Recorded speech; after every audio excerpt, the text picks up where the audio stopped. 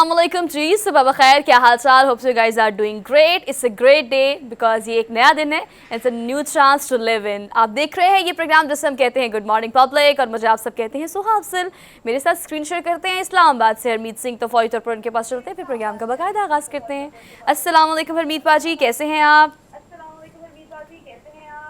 जी वालेकुम सलाम, सत श्री अकाल, good morning Soha. You looking good. मैंने कहा फौरी तौर पर आपकी तारीफ करने से पहले आप मुझे कहें आप फ्रेश लग रही हैं, आप अच्छी लग रही हैं। आज मैंने चांस ले लिया आपकी तारीफ करने का, लुकिंग गुड, क्योंकि ब्लैक में हमेशा ही आप बहुत अच्छे लगते हैं, बहुत ज़बरदस्त लगते हैं। But if you are talking about today, तो आज प्रोग्राम का आगाज़ करने से पहले, सियासत पर कोई भी कॉमेंट करने से पहले, we are all waiting for the decision day, क्योंकि आज हम इंतज़ार कर रहे थे पिछले कई दिनों से। जो सुप्रीम कोर्ट की एक ड्रामाई सिचुएशन, ड्रामाई समात काफ़ी दिनों से चल रही थी, बाकायदा तौर पर कल हतमी समात हुई है। हतमी फैसला जो है महफूज कर लिया गया है, आज सुनाया जाएगा। सारे इंतजार कर रहे हैं इस चीज़ का। तो खैर हो सकता है हमारे प्रोग्राम के दरमियान में कोई ना कोई वर्डिक्ट सामने आ जाए, कोई ना कोई अनाउंसमेंट हो जाए, तो वो हम आपको साथ साथ उस हवाले से अपडेट करते रहेंगे। प्रोग्राम का हम बाकायदा आगाज तो फिर आप अंदाजा लगा ले, एक काला कोट एवे में नहीं पाया। एग्जैक्टली काली दस्तार भी आपने एवी नहीं पाई। खैर इट्स रियली, हमें कुछ भी नहीं कह सकते। एक अनप्रिडिक्टेबल सी सिचुएशन है, और मुल्क की सियासी सूरत हाल, इत्तेहादी, और अगर हम सियासी सूरत हाल की बात करें, माशी सूरत हाल की बात करें, तो ये कहना बिल्कुल गलत नहीं होगा कि तमाम चीज़ों का दारोमदार इस वक्त एक डिसीजन पर है, जो कि सुप्रीम कोर्ट की तरफ से आना है। 3 रुकनी बेंच जिसने ये फैसला कल हतमी तौर पर इस समात के बाद महफूज किया, जो कि आज सुनाया जाएगा। और यहाँ पर फैसला महफूज किया, और आपको पता है कि वहाँ पर फौरी तौर पर कौमी असम्बली का जो इजलास है वो बुलाया गया, और वज़ीर-ए-आज़म पाकिस्तान शहबाज शरीफ ने वहाँ पर जब खिताब किया तो ये कहा कि 3 रुकनी बेंच का जो फैसला आएगा, जो कि अभी आया नहीं है, अभी आना है, जब आएगा तो ये इंसाफ के तकाज़ों के 100% मुनाफी है। यह फैसला आने से पहले की स्टेटमेंट है। खैर फैसला आने के बाद की स्टेटमेंट क्या होगी ये भी देखना आप बाकी अंदाजा है। लगा लें कि कल जिस तरीके से जिस जल्दबाजी में काबीना बुलाई गई है, कभी ऐसा नहीं हुआ कि यहाँ पे जिस किस्म के हालात हैं, यानी आटा तकसीम करते वक्त जिस किस्म की हलाकतें हुई हैं, दोबारा आप मुझे बड़े दोस्त बलूचिस्तान से मैसेज कर रहे हैं कि जनाब हमारे बारे में भी खबरें चलाएं, हमारे बहुत सारे ऐसी सड़कें जो हैं वो दोबारा पानी बहा के ले गई है। इस किस्म की सूरत हाल है। दूसरी जानिब हम देख रहे हैं कि माशी बहरान है, हालात इस किस्म के गंभीर है कि हर दूसरा शख्स परेशान है। लेकिन काबीना बुलाई गई और इमरजेंसी में बुलाई गई। उसकी वजह ये थी कि जनाब मरियम नवाज साहबा ना, हमारे जो ज़राए वो ये बताते हैं कि मरियम नवाज साहबा ने ऑर्डर दिया कि भाई जो रजिस्ट्रार है इसको फौरी तौर पर मुअत्तल किया जाए, क्योंकि जिस आने वाले चीफ जस्टिस के हवाले से वो हवाला देती है कि वो हमारा जज होगा, यानी ये तासुर अब पहले से बिल्ड किया जा रहा है। और उन्होंने जिस तरह एक्शन लिए, जिस तरह लेटर लिखा, विदिन मेरे ख्याल में आधे घंटे या घंटे में पूरी काबीना बुलाई गई है। और उसके बाद फिर काबीना ने ये हुक्म दिया कि भाई जनाब जो है रजिस्ट्रार साहब को मुअत्तल कर दिया जाए। हालांकि रूल 15 जो है उसके मुताबिक कभी वज़ीर-ए-आज़म ऐसा नहीं कर सकते, या काबीना को यह हक हासिल नहीं है, ये चीफ जस्टिस को यह हक हासिल है कि वो रजिस्ट्रार को फारिग कर सकता है या रजिस्ट्रार को रख सकता है। लेकिन आप ये अंदाज़ा लगा लें कि किस किस्म के हालात हैं, किस किस्म की जल्दबाजी में हुकूमत ये नहीं देखती कि वो क्या इक़दामात कर रही है, लेकिन घबराहट और ये सारी चीज़ें हमें अब तो सरेआम नज़र आ रही हैं कि बिल्कुल आप ठीक कह रहे हैं। और हुकूमत का जो मुतालबा फुल कोर्ट का है, उसके बाद जो स्टेटमेंट्स मुख्तलिफ इत्तेहादियों की जानिब से आ रही हैं, मुख्तलिफ PDM के लीडरान की जानिब से आ रही है। मगर बिलावल भुट्टो ज़रदारी की अगर हम बात करें तो उनकी कल की स्टेटमेंट भी यही है कि अगर फुल कोर्ट का मुतालबा अदालत की जानिब से पूरा नहीं किया जाता तो इमरजेंसी या मार्शल लॉ की सीन और की सिचुएशन हो सकती है। जिस तरह से उन्होंने बात की, मुझे तो खैर वही बहुत मज़े की लगी कि ये एमरजेंसी का सा सीन हो सकता है। तो ये सीन क्या होगा, खैर ये तो क्लियर हो जाएगा कुछ देर में। उनकी स्टेटमेंट फ़िलहाल यही थी जो कि हमने कल सुनी सारा दिन। लेकिन आज जो स्टेटमेंट्स अभी आनी है इस फैसले के बाद, वो प्रोग्राम के दौरान ही अगर वो मौसूल होगा तो उस हवाले से हम आपको अपडेट करेंगे। और हमारी न्यूज़ डिपार्टमेंट जो है, ऑब्वियसली अगर न्यूज़ डिपार्टमेंट की बात की जाए, प्रोग्राम डिपार्टमेंट की, एक आम ले मैन की बात की जाए, आज इस वक्त जो इंतज़ार है वो सारे इक्वली कर रहे हैं। बिकॉज हमारे मुल्क की सारी सूरत हाल आगे किस डायरेक्शन में जानी है वो इस फैसले पर मुनहसर है। तो इस फैसले का इंतज़ार हम सब कर रहे हैं एज अ होल। आगे बढ़ते हैं। हम प्रोग्राम में आज बहुत सारी चीज़ें आपसे डिस्कस करनी है। इसके अलावा भी आज के दिन की अगर हम बात करें, यानी 4 अप्रैल की हम बात करें, तो आज बरसी का दिन है। लेकिन बरसी किसी शख्सियत की नहीं, बल्कि जिसको कहा जा रहा है, जिसको करार देने की कोशिश की जा रही है कि वो एक अदालती कत्ल था। मैं बात कर रही हूँ बानी पाकिस्तान पीपल्स पार्टी और साबिक वज़ीर-ए-आज़म पाकिस्तान जुल्फ़िकार अली भुट्टो को जब फांसी दी गई तो आज उसको 44 साल मुकम्मल हो गए हैं। उनको हरमीत एज ए लीडर अगर हम देखें पाकिस्तान पीपल्स पार्टी के अलावा भी उनकी शख्सियत की अगर हम बात करें, शख्सियत का अगर एनालिसिस करें तो जिस तरह से उन्होंने तमाम मुस्लिम ममालिक के इत्तेहाद को आगे बढ़ाया, तरह से उन्होंने तमाम तर सिचुएशंस में आइन की तश्कील में अहम किरदार अदा किया, एटमी अगर हम ताकत बनाने की पाकिस्तान की बात करें उसकी बुनियाद उन्होंने रखी, और ऐसे बहुत सारे क्रेडिट्स जो हैं वो यकीनन उनके नाम है। जमहूरियत के लिए उन्होंने, उनकी पार्टी ने, उनकी बेटी ने जो कुछ किया वो तारीख़ में और रहती ज़िंदगी तक याद रखा जाएगा। 1973 की अगर हम आइन की बात करें वो भी, और अगर पाकिस्तान की बात करें तो यकीनन बहुत सारे उनके किरदार रहे हैं। और अगर पाकिस्तान को रिप्रेजेंट करने की बात करें तो आपने दुरुस्त फरमाया, अगर हम उन पार्टी को देखें या इस खानदान को देखें तो बेतहाशा कुर्बानियां हैं इस रियासत के लिए, और बहुत सारे ऐसी चीज़ें हैं जिसके हवाले से मैं समझता हूं कि आज की जनरेशन को भी पता होना चाहिए।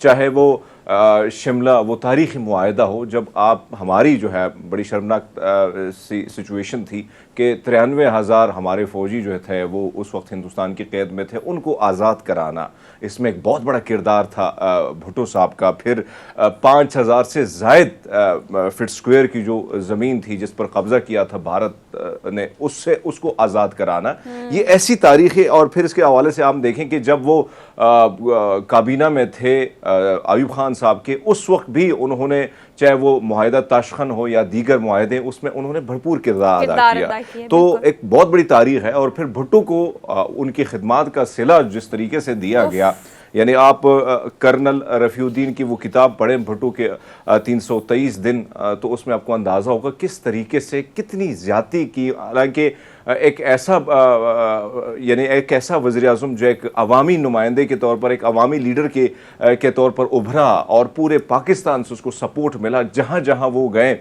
यानी आजकल के दौर में अगर हम देखें तो बिरयानी की प्लेट पर और या 1,000-2,000 रुपए देकर ही जलसे जुलूस में लोगों को बुलाया जाता है, लेकिन पहला ऐसा नहीं था। या इमरान खान की जानिब से ये बात की जाती कि भाई आपको तब टिकट मिलेगी जब आप 1,000 बंदा लेके आएंगे। ये पोजीशन उस वक्त नहीं थी। भुट्टो जब भी जिधर भी निकलते थे आवाम का एक समंदर जो है वो आ जाता था। तो फिर उसके साथ जो कुछ हुआ और जो जुल्म हुआ, जो ज्यादती हुई, हालांकि फिर वो तदफीन के हवाले से जिस तरह मैं आज देख रहा था, बल्कि मेरे पास कुछ अखबारों के टुकड़े पड़े हैं, मुझे बहुत ही अफसोस के साथ ये कहना पड़ रहा है कि आज जो जमहूरियत का राग अलापते हैं, चाहे मैं वली खान साहब का मैं बहुत बड़ा मदाह हूँ, वली खान मरहूम को मैं देखूँ, या मैं मौलाना फजल रहमान साहब के वालिद साहब के बयानात देखूँ, या मैं चौधरी इलाही साहब का वो बयान देखूँ जिसमें जिस किस्म से भुट्टो के खिलाफ, जब भुट्टो को फांसी हुई और भुट्टो को फांसी की तैयारियां हो रही थी, इन लोगों ने जिस तरीके से इनको इस्तेमाल किया गया और जिस इन्होंने एक प्लेटफॉर्म दिया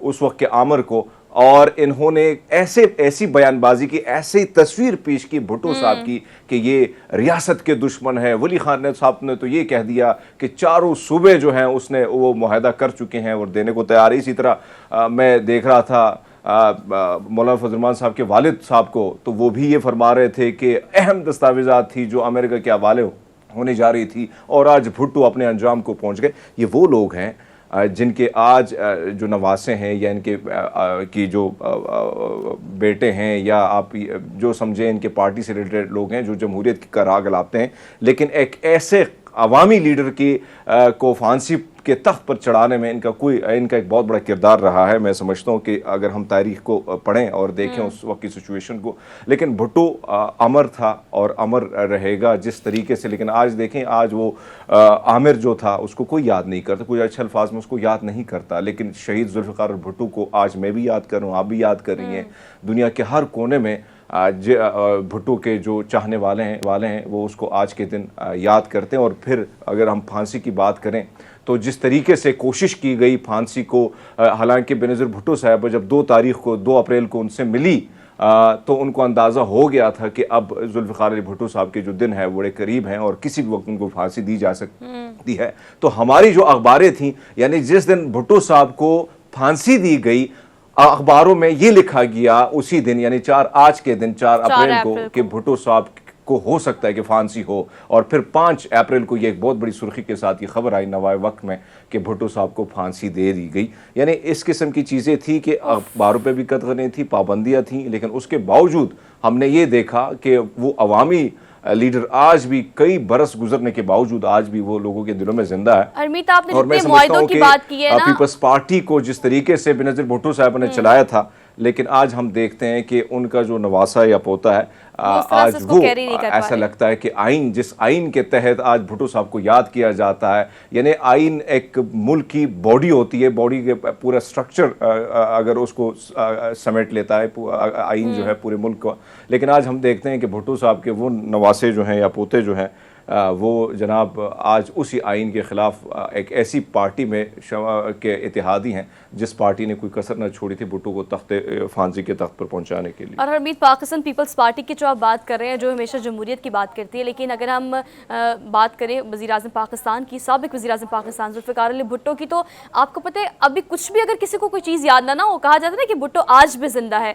ये बात सिर्फ इसलिए सच है कि मैं और आप अगर याद कर रहे हैं तो कुछ भी अगर किसी को ना याद हो ना, खास उसका ताल्लुक पाकिस्तान पीपल्स पार्टी से है, वो जयाला है या नहीं है, वो एक पाकिस्तानी है, तो UN की वो स्पीच कोई नहीं भूलता। जिस तरह से उन्होंने पाकिस्तान को रिप्रेजेंट किया, जिस तरह से एग्रेसिव उनकी पर्सनैलिटी थी, जो उनका ऑरा था, वो एज अ लीडर भी और उसके अलावा एज अ शख्सियत भी, वो जो शख्सियत का उनका रोब था वो सियासत में नज़र आता था। मतलब उनके क्रेडिट्स की बात कर रहे हैं, आपने जितने मुआहिदों की बात की है, जितनी उनके क्रेडिट्स की बात की है, उनके किरदारों की बात की है, अगर हम पाकिस्तान की आइन की बात करें तो यकीनन एक अमानत है उनकी तरफ से।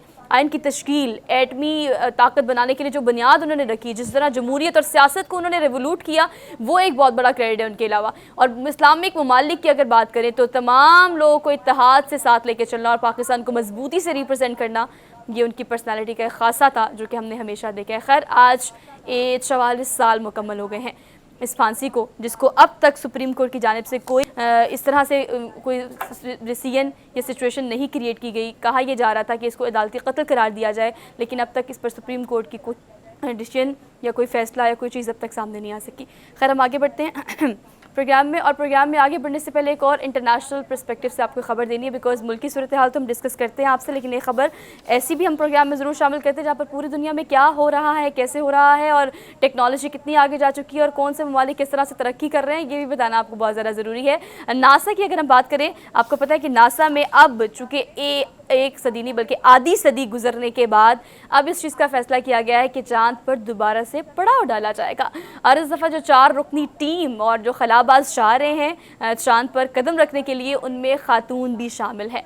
तो ये एक क्रेडिट है जो कि हमने देखा है कि बहुत अरसे अगर किताबों की बात करें, सोशल मीडिया की बात करें और हर जगह की बात करें तो मुख्तलिफ प्लेटफॉर्म पर हमने ये खबर जो है वो यकीनन देखी भी और सुनी भी है। लेकिन हमेशा हमने देखा है कि खलाबाज मेल जो हैं वो पार्टिसिपेट करते हैं या फिर वो उनको चुना जाता है, लेकिन इस खातून को चुनने का मकसद जो है वो ये भी है कि ये सबसे ज़्यादा मुसलसल और तवील अरसे तक खलाबाजी करती रही हैं, मतलब ये खला में रही हैं। तो ये क्रेडिट जो है ये उनको जाता है और इसके बाद ही उनको चुना गया है कि वो 4 रुकनी इस टीम के साथ अब चांद पर कदम रखने के बाद आधी सदी के बाद इस चीज़ का फैसला किया गया कि एक बार फिर से नासा जो है वो ये अटैम्प्ट करेगा, जिसके बाद एक और हरमीत तारीख रकम की जाएगी। बिल्कुल सोहा, मैं समझता हूँ कि ख़वातीन का एक अहम रोल है माशरे में, हमारी सोसाइटी में, और फिर बहुत बड़ी बात ही है कि उनको अगर अप्रिशिएट किया जाता, उनको इस तरह उनकी दादरसी की जाती है, तो मैं समझता हूँ कि ख़वातीन मर्दों से किसी मैदान में पीछे नहीं है। और आज भी हम देखें जिन जिन ममालिक पे ख़वातीन की हुक्मरानी है उनको देख लें, उनकी मईशत को देख लें, वहाँ पे खुशहाली को देख लें। इवन हमारे पड़ोस में बैठा जो है हमसे बाद में आज़ाद, जिसका जिक्र अभी हम कर भी रहे थे, बांग्लादेश की मैं बात करूँ, वहाँ एक खातून उस रियासत को चला रही है, लेकिन वहाँ के मामलात को देखें, आज वो उनकी GDP को देखें, उनकी मईशत को देखें, आज वो कहाँ किस नहज पे पहुँचा हुआ, किस लेवल पे पहुँचा हुआ है, आप अंदाज़ा लगा सकते हैं। सो मेरे ख़्याल में ख़वातीन जो है आज नासा की टीम में शमूलियत, ये बहुत बड़ी बात है कि इतना अरसा लगा, लेकिन कहीं ना कहीं एक वक्त था कि ख़वातीन जो है उनको हर तरफ से मुश्किलात भी थीं, हर जगह से उस तरफ प्लेटफॉर्म मुहैया नहीं थे। लेकिन आज हम देखते हैं कि उसके बाद बहुत सारी तब्दीलियां जो है ख़वातीन खुद निकली हैं, अपने लिए खुद जदोजहद की है और अपने आप को मनवाया है कि किसी भी मैदान में हम किसी मर्दों से पीछे नहीं हैं, और ये बहुत अच्छी बात है। सो मेरे ख्याल में अप्रिशिएट करनी चाहिए, और ये मिशन जो है, हमारी दुआ है कि कामयाबी से ये अपना मिशन पूरा करके आए। और अगर हम आखिरी टाइम की बात करें, जिसकी मैं बार बार जिस चीज़ का मैं हवाला दे रही हूँ, आखिरी बार जो खलाई परवाज़ की गई थी वो बेसिकली की गई थी 1972 में, और उसके बाद निस्फ सदी ऑलमोस्ट मुकम्मल हो चुकी है। और अब उसके बाद दोबारा से कोशिश ये की जा रही है कि इस दफ़ा जो है वो इस चीज़ को ख़ातून की जानिब से किया जा सके, जो कि क्रेडिट उनका सिर्फ इसलिए है कि जैसे आप कह रहे हैं कि बहुत सारे अगर हम तबक़ात की बात करें, बहुत सारे शोबों की बात करें, तो हमने हर जगह देखे ख़वातीन आगे बढ़ चढ़ कर आई हैं। और अगर नासा की हम बात करें तो यकीनन ख़ातून का इस शाहरुखनी टीम में जाना एक क्रेडिट की बात है, उस मुल्क की भी और ख़ातून की भी। एज अ ख़ातून, ये जो एक ख़ातून है वो ख़ुद को तो रिप्रेजेंट कर रही है, लेकिन वो पूरी दुनिया की ख़वातीन को भी रिप्रेजेंट कर रही है कि you can do anything what ever you want. वो खला में जाना हो, चांद पर कदम रखना हो, या वट एवर यू वांट, आप वो कर सकते हैं। प्रोग्राम में आगे बढ़ते हैं, आज का रनडाउन देखते हैं कि आज के रनडाउन में हमें अपने आप से क्या क्या शेयर करना है। टॉप स्टोरीज़ की तरफ चलते हैं। टॉप ऑफ दी ऑल, सबसे पहले हमने आपसे ये डिस्कस करना है कि टॉप स्टोरीज़ में आज आने वाले फैसले का इंतजार हम सब कर रहे हैं। सुप्रीम कोर्ट की जानिब से कल हतमी समाअत की गई और हतमी समाअत के बाद हतमी फैसला महफूज कर लिया गया, जिसके बाद आज ये फैसला सुनाया जाएगा। KPK और पंजाब असम्बली में इलेक्शंस के हवाले से खुद नोटिस जो दिया गया था, उसकी खिलाफ वर्जी के बाद सुप्रीम कोर्ट एक्टिव थी, मुख्तलिफ समाअतें की गई, बेंच काफ़ी दफ़ा बना, काफ़ी दफ़ा टूटा, और अब 3 रुकनी बेंच जो है उसने ये फैसला महफूज किया जो कि आज सुनाया जाएगा। इसको हम डिटेल में डिस्कस करेंगे आज के प्रोग्राम में। इसके अलावा आपने सुना होगा, कहा जाता है कि तस्वीरें हरमीत खींचनी चाहिए, तस्वीरें खींचनी चाहिए, क्योंकि आईने आपको जो है वो यादों की तस्वीर नहीं दिखाया करते। तो तस्वीर आजकल हरमीत, पहले तो शादी ब्याह पे तस्वीरें खींची करते थे ना, अब तो आप बच्चे की पैदाइश से पहले, बच्चे की पैदाइश के बाद, बच्चे की बर्थडे पे, आपकी एनिवर्सरी पे, आपकी शादी पे, शादी के 7-8 फंक्शंस पे, यू नेम इट ना, ऐसा कौन सा इवेंट होता है जिस पर हम तस्वीर नहीं खींचना भूल जाते हैं। मतलब I am talking about my everyday life ना। तो सोशल मीडिया, विजुअल या डिजिटल लाइफ इतनी ज़्यादा एक्सपैंड कर गई है कि आपको मौका मिले तो आप सबसे पहले फ़ोन निकालते हैं, कैमरा खोलते हैं, टक करके क्लिक कर लेते हैं। मतलब यू कैन सेव एनीथिंग। सोहब, एक वक्त था जब रील का दौर था, तो रील के दौर में यही हुआ करता था कि भाई हम क्या करते थे, मैट्रिक में थे तो हम तकसीम कर लेते थे कि ये तस्वीरें, भाई 2-2 तस्वीरें जो है वो सब की दोस्तों के साथ मिलके हम रील लेते थे, और फिर उसमें तकसीम भी की जाती थी कि भाई इतनी इतनी तस्वीरें खींचनी, ज़्यादा नहीं खींचनी है। तो अब चीज़ें बदल रही है, टेक्नोलॉजी आ रही है, मोबाइल आपके हाथ में है जहाँ, और वैसे माशाल्लाह आप तो छाई होती हैं इंस्टाग्राम पर, मैं देखता रहता हूँ, तरह तरह की आपकी तस्वीरें होती हैं। मैं हैरान होता हूँ कितनी मेहनत आप करती हैं। सो ये देखें ना कि अंदाज़ा लगा लें कि आपके पास टाइम होता है, वक्त है, मोबाइल है, और कोई भी खूबसूरत चीज़ आपको नज़र आती है तो खड़का देता है। अब बिल्कुल ठीक कह रहे हैं, पता नहीं गला क्यों ख़राब हो रहा है। खैर, प्रोग्राम में आगे बढ़ते हैं। आगे बढ़कर हमने आपको और क्या क्या बताना है टॉप स्टोरीज़ में, उसकी तरफ चलते हैं कि तस्वीरें खींचने का जो ये आर्ट है, अब ये बहुत महंगा भी हो गया है हरमीत। मतलब अगर हम सिर्फ शादियों के फ़ोटोग्राफी के बजट की बात करें ना, तो उनके, तो मेरे ख्याल से लहंगों का या शादी का बजट इतना नहीं होता, इतना फ़ोटोग्राफी का होता है। तो ये फ़ोटोग्राफी अब एक आर्ट बन चुकी है, और खाली फ़ोटोग्राफी नहीं, बल्कि अगर हम वीडियोग्राफी की बात करें तो वीडियोस ज़्यादा इन है कि आपकी यादें तस्वीरों की सूरत के साथ साथ वीडियोस की सूरत में भी सेव होनी चाहिए। तो खैर, हम फोटोग्राफी पे आज डिटेल सेगमेंट करेंगे। कैमरा और कैमरे की जगह किस तरह से अब एक फ़ोन ने ले ली है, इसके बाद भी बात करेंगे कि कितनी अरसे बाद, अगर हम मतलब आईफोन की बात करें या किसी भी फ़ोन की बात करें, तो जितना महंगा कैमरा आता है उतना महंगा फ़ोन भी आता है। तो you can capture anything, you can save anything from your phones. तो हम खैर इसके बारे में एक डिटेल सेगमेंट करेंगे, और इस आर्ट के हवाले से। इसके अलावा आर्टिफिशियल इंटेलिजेंस जो है ना, उसके बारे में हम बात करेंगे, जिसके बारे में हम ये कहते हैं कि येस, ये होना चाहिए, पूरी दुनिया में इसके बारे में बात भी की जा रही है, इस पर काम भी किया जा रहा है, लेकिन इंसानियत को लाहक जो खदशात हैं उनके बारे में हम बात कम करते हैं। अब आप सोच रहे होंगे कि आर्टिफिशियल इंटेलिजेंस से क्या खदशात हो सकते हैं, बट इट इज़, ये सेगमेंट जो है इसको कंडक्ट करने का मकसद भी यही है कि आपको बताया जाए कि जहाँ पर हर चीज़ के फ़वाइद की हम बात करते हैं, वहाँ कहीं ना कहीं नुकसानात जो है उसको भी एड्रेस करना एट द सेम टाइम बहुत ज़रूरी होता है। तो खैर, ये भी एक डिटेल सेगमेंट है जो कि हम करेंगे। इसके अलावा हमने जाना है हरमीत पाजी के शहर, यानी हम जाएंगे सवात, और सवात में खूबसूरत सी जगह है जिसका विज़िट आपको कराना है। यकीनन हमने तो उसका विज़िट आज करना है, हरमीत पाजी ने उसका विज़िट पहले ही किया होगा, तो ये भी एक छोटा सा सेगमेंट होगा जो कि आज के हमारे प्रोग्राम का हिस्सा होगा। So we are done with our top stories for today. Let's talk about daily dose of good morning public for Tuesday. आगे बढ़ते हैं, अगली खबर आपको देते हैं।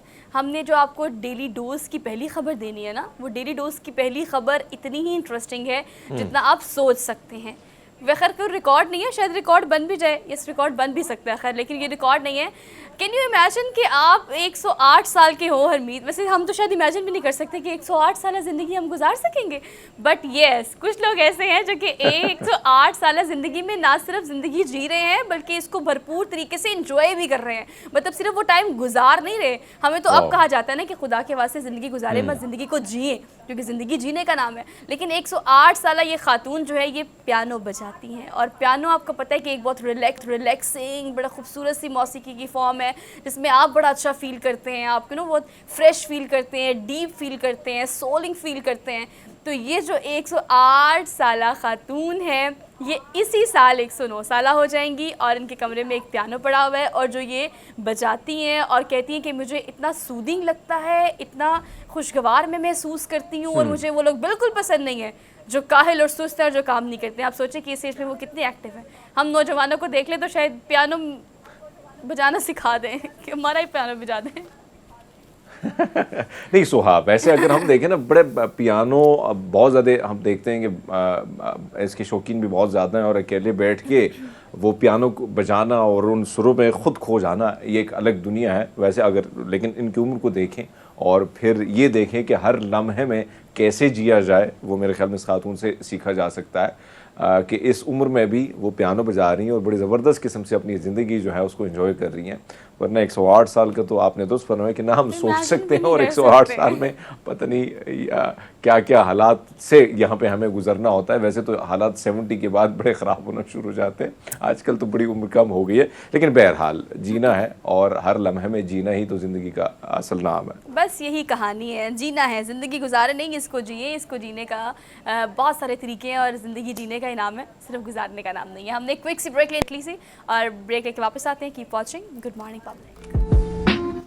Welcome back after the break. So quick हमें एक ब्रेक लेनी पड़ी, लेकिन अब हम दोबारा से वहीं से कंटिन्यू करेंगे जहाँ से हमने डिसकंटिन्यू किया था। हम डेली डोज पर थे, क्योंकि डेली डोज में हरमीत पाजी कोई ब्रेक नहीं आती। ऐसे हम शुरू होते हैं अनोखी खबरें सुनाने, और पूरे 10-15 मिनट हम बस अनोखी खबरें आपको सुनाते रहते हैं पूरी दुनिया से, जहाँ से हमारी पूरी टीम जो है वो अच्छी अच्छी खबरें ढूंढ के लेके आती है। लेकिन अगली खबर हमने आपको गुलाबी खबर देनी है। अब ये गुलाबी खबर जो है ये गुलाबी हीरा है, इतना खूबसूरत, बहुत बहुत हसीन, जिसकी पिक्चर मैंने जब देखी तो मुझे लगा ओ माय गॉड कि ये कितना खूबसूरत लग रहा है। लेकिन आप सोचें कि ये जितनी खूबसूरती है, ऊपर से ये रिंग है, देखें ना, पर ख़वातीन की तो कमज़ोरी है ना, फिर एक तो इतना गुलाबी खूबसूरत हीरा हो, फिर वो जड़ा हो एक खूबसूरत सी रिंग में, तो फिर उसकी क्या ही बात है। लेकिन आपको पता है कि इसको तराशने में 6 माह लगे हैं, 6 माह इसको सिर्फ तराशने में लगे, और उसकी खूबसूरती जो निकल कर बाहर आ रही है उसकी कीमत जो है वो जानकर आप दंग रह जाएंगे। मतलब उसकी कीमत जो है वो इस वक्त बताई जा रही है 35 मिलियन अमेरिकी डॉलर, और इसकी इतनी ज़्यादा कीमत भी सिर्फ इसी वजह से है हरमीत पाजी। किसी ने अगर ये गिफ्ट करनी हो या किसी बेगम ने अगर इसका मुतालबा कर लिया तो फिर आप तो गए काम से। बात आपकी दुरुस्त है, लेकिन बिल्कुल हम देखते हैं कि हीरे जवाहरात या इस किस्म की, या फिर हम ये भी देखते हैं कि बहुत सारे से कीमती पत्थर मैं देखता हूँ, मुझे बड़ी है, बल्कि हमारे फील्ड में एक कैमरा मैन है, मैं तो हैरान हो जाता हूँ कि उसके पूरे जो हाथ हैं वो भरे हुए हैं, पूरी अंगूठियाँ मुख्तलिफ़ किस्म की कीमती पत्थरों से भरी हुई हैं। तो शौक़ है बहुत सारे लोग जो हैं, और हीरे डायमंड की मैं बात करूँ तो बाहर दुनिया में इसका ज़्यादा रुझान है। हाँ, यहाँ पे अगर हम अपने मुल्क की बात करें तो ख़वातीन ज़्यादा गोल्ड की तरफ जाती हैं, लेकिन बाहर जो है हीरे जो है उसके ज़्यादा गिफ्ट वगैरह जो है दिए जाते हैं। लेकिन इसकी बात आपने दुरुस्त की कि अगर किसी को भाई ये गिफ्ट पसंद आया और किसी ने फिर देना हुआ तो ज़ाहिर बात है वाट तो उसकी लगनी है, लेकिन शौक़ है। और हम देखते हैं कि इस किस्म से तराशना वैसे है बड़ा खूबसूरत, अगर आप देखें जिस तरीके से तराशा गया है और जिस तरह चमक दमक है उसकी, तो है तो बड़ी कमाल की, खूबसूरत भी लग रहा है। इसी खूबसूरती के पीछे 6 माह की जो है ना वो शदीद मेहनत है। लेकिन अगर हम 2019 की बात करें तो बोट्सवाना में बेसिकली जब इसको दरियाफ्त किया गया था तो एक पत्थर था, उस पत्थर को तराशने के लिए, उसे खूबसूरत हीरा बनाने के लिए, और जब ये ख़ाम में था तो ये 23 कैरेट था। अभी सिर्फ ये 10 कैरेट है, उस वक्त 23 था, क्योंकि तराशने के बाद जो इसको प्योरीफाइड फॉर्म में लेकर आए हैं तो यकीनन जब इसको इस तरह से बनाया गया और इस तरह से डिज़ाइन किया गया तो उस वक्त ही माहिरीन को इस बात का अंदाज़ा था कि जब इसको हम नीलाम करेंगे तो अच्छी खासी इसकी कीमत लगेगी, और कीमत जो है वो $35,000 यानी $35,000 जो है वो अब देखना बाकी है कि अगली खबर भी हमने ही अपने डेली डोज में देनी है कि ये गुलाबी हीरा जो है इसको नीलाम इतने में किया गया, इतने में इसने ख़रीदा, फिर उसकी स्टोरी भी हमने अपने प्रोग्राम में देनी है। खैर अभी नीलामी के लिए इसको पेश कर दिया गया है। अगली खबर पर चलते हैं। अगली खबर आपको देते हैं इंटरेस्टिंग सी, बिल्कुल मतलब खबर जो है मैं सोचती हूँ कि क्या ही काम होगा उस स्टोर का जिसने रेस्टोरेंट के बाहर से ये जो स्पून आप देख रहे हैं, चमचा जिसे कहते हैं, वैसे तो बहुत बड़ी तादाद है चमचों की हमारे इर्द गिर्द भी, हम देखते भी हैं, लेकिन ये एक अनोखा चमचा है जो कि रेस्टोरेंट के बाहर लगा हुआ है। इसका खैर काम कोई नहीं है, हम जिन चमचों की बात करें उनका तो बड़ा एक अहम किरदार होता है ज़िंदगियों में और बड़ा अहम काम करते हैं वो। अब इस चमचे का तो बाहर कोई काम नहीं था, सिर्फ एक शो पीस था, डेकोरेशन पीस था। अब चोरों को क्या ही फ़ायदा हुआ इसको उठा के, वी डोंट नो। बट खबर ये है कि अमरीकी रेस्टोरेंट है जिसकी हम आपको फुटेज अभी दिखा रहे हैं, जिसके बाहर 15 फीट तवील चम्मच जो है आप देख रहे हैं कि खूबसूरती सिर्फ रेस्टोरेंट की बढ़ा रहा है। ना आप इसे खाना खा सकते हैं, ना आप इसको घर में कोई इस्तेमाल कर सकते हैं, लेकिन चोरों को पता नहीं क्या सूझा, इसके नट बोल्ट खोले, इसके स्ट्रो खोले, और खोलने के बाद उन्होंने फौरी तौर पर इसको उठाया और रफू चक्कर हो गए। पता नहीं अब जो रेस्टोरेंट के मालिकान है वो कहते हैं कि इतने एक्सपर्ट थे चोर। यही हो सकता है जिस तरह रेस्टोरेंट वाले ने शोपीस के तौर पर रखा है, कहीं ना कहीं अट्रैक्ट तो कर रहा है, तो चोर साहिबान जो थे उन्होंने सोचा कि क्यों ना या तो इससे बेलचे का काम लिया जा सकता है, और या फिर कहीं ना कहीं अगर शोपीस के तौर पर। लेकिन आपकी बात दुरुस्त है कि ना इससे खाया जा सकता है, ना कुछ सूप भी अगर आप लेते हैं वो भी नहीं हो सकता है। लेकिन 15 फुट का ये चमचा जो है उठाना भी बड़ा मुश्किल है भाई, इसको खोलना। लेकिन वैसे शातिर थे और उन्होंने बड़ी समझदारी से सारा कुछ करके प्लान अपना कामयाब बना के वहाँ से लौटे। आप देखिए पूरी वारदात, ऑब्वियसली सीसीटीवी फुटेज तो आउटसाइड ऑफ द रेस्टोरेंट लगी होगी ना।